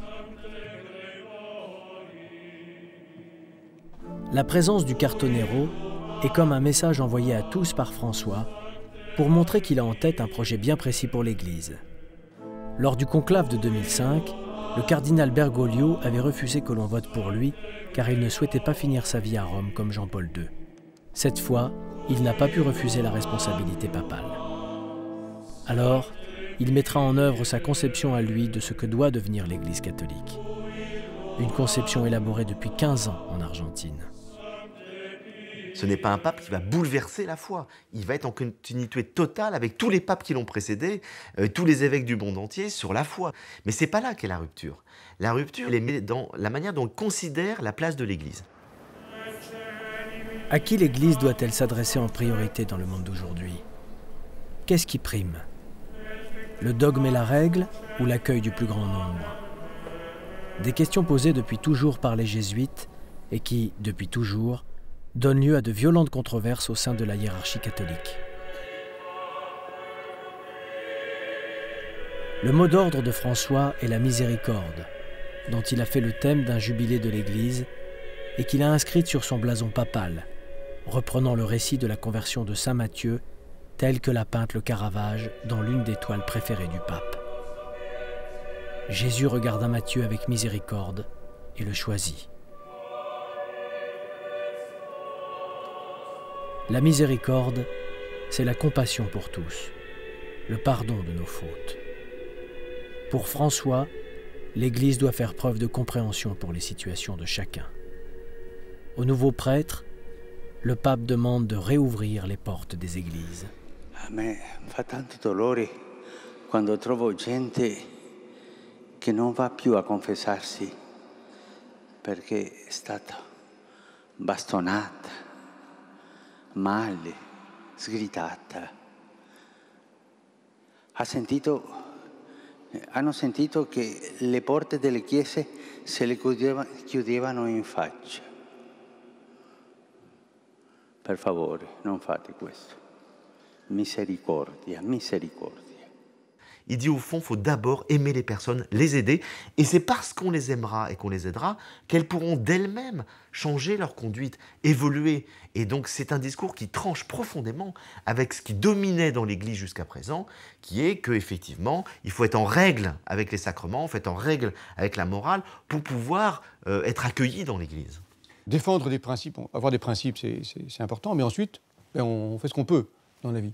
Ça, je dirais, ça correspond assez bien, du reste, à la manière de faire jésuite. C'est-à-dire, bon, très bien, il y a des normes, se passer de normes éthiques fondamentales. Mais ensuite, chaque situation est particulière. C'est ce qu'on appelle la casuistique. La casuistique, ce n'est pas un gros mot épouvantable, ça veut dire qu'on a affaire à des cas. À chaque fois, on a affaire à des cas singuliers. Donc, on adapte la manière de faire au cas particulier. Je pense que son itinéraire est marqué par ça. Maintenant, tout le monde est horrifié par le mariage et les divorcés qui se remarient et tout ça. Mais quand Bergoglio voyait l'histoire d'une femme qui travaillait à n'en plus pouvoir, qui avait 8 enfants, qui souffrait de telle et telle chose, qui venait chercher un peu de consolation dans le Saint-Esprit, dans la confession, il se rendait bien compte qu'il n'était pas nécessaire que quelqu'un exige d'elle quoi que ce soit, que cette femme pouvait communier tranquillement, qu'elle était avec le Christ. Quel problème y avait-il? Même si elle vivait en concubinage, je ne sais pas. Il me semble qu'il était avant tout un prêtre. Et donc, de cette manière, il restait fidèle à son peuple.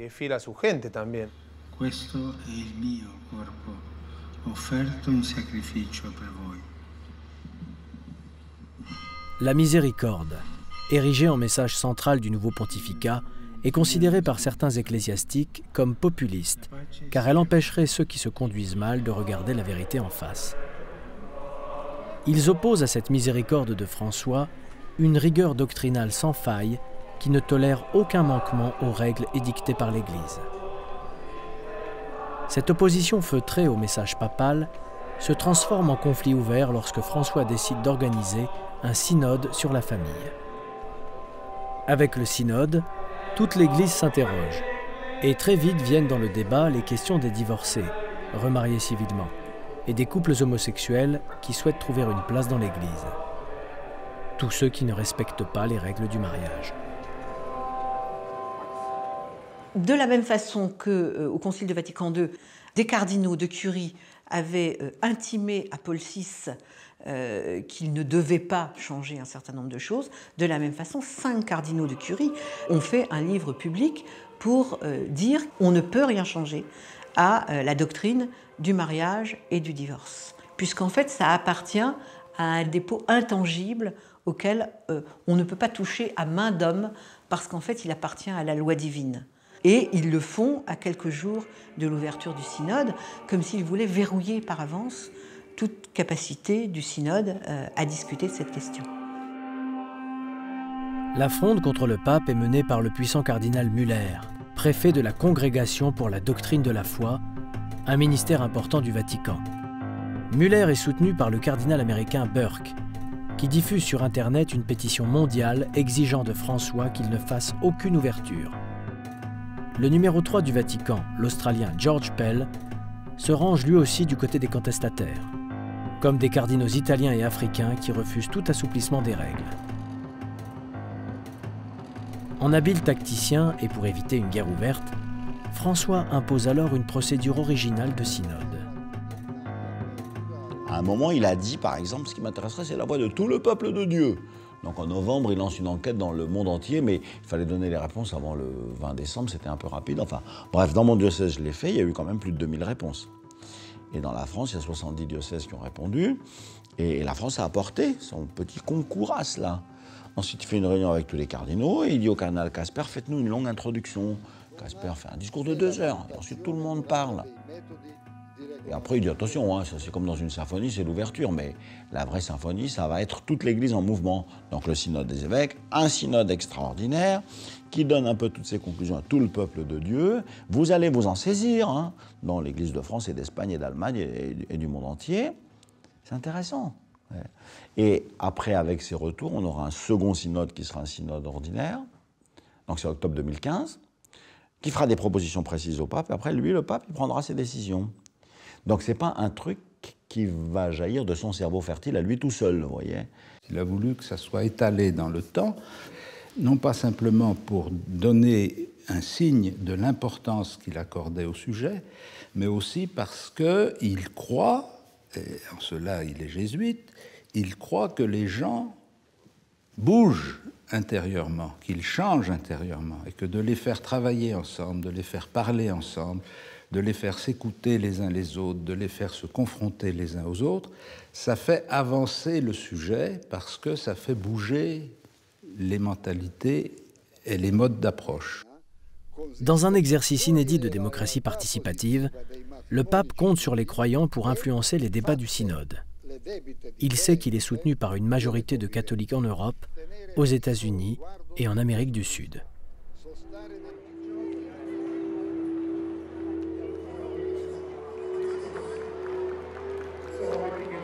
Ce rapport direct avec le peuple catholique, qui est sa meilleure arme, François l'expérimente chaque semaine sur la place Saint-Pierre.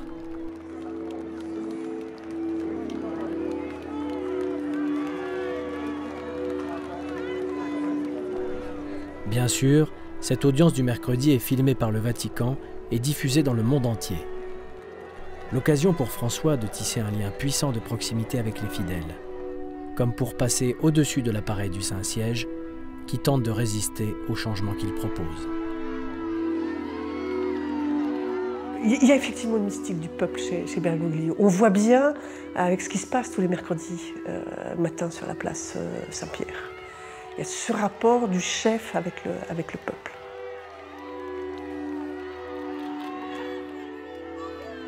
Alors, pour l'excuser, on dira c'est pastoral, blablabla. Mais Bergoglio est fondamentalement argentin. Il est né, il a grandi dans une culture péroniste, dans la culture péroniste triomphante. Lui-même, quand il définit ce que c'est que le dirigeant, il parle de quelque chose qui est inexplicable dans le lien entre le chef et le peuple. Et Bergoglio pense que le peuple sait où il va et qu'il y a une intuition, alors inspirée parce qu'il est chrétien par la notion de l'Esprit Saint, le peuple en tant que peuple est inspiré et sait trouver son chemin, quoi. Rien ne dit que le pape réussira à modifier les mentalités dans l'Église, ni que le synode sur la famille lui permettra de prendre une décision novatrice. Mais François semble faire le pari que l'essentiel est déjà acquis, et que l'institution ne pourra plus revenir en arrière si elle souhaite demeurer actrice de l'histoire mondiale. Jorge Mario Bergoglio laisse même entendre que sa mission est presque terminée et qu'il lui faudra bientôt laisser la place. Yo tengo la sensación que mi pontificado va a ser breve. 4 o 5 años, no sé, o 2, 3, bueno, 2 ya pasaron. Es como una sensación un poco vaga. Digo, capaz que no, pero tengo la sensación que el Señor me pone para una cosa breve nomás. Pero es una sensación. Por eso tengo siempre la posibilidad abierta, ¿no?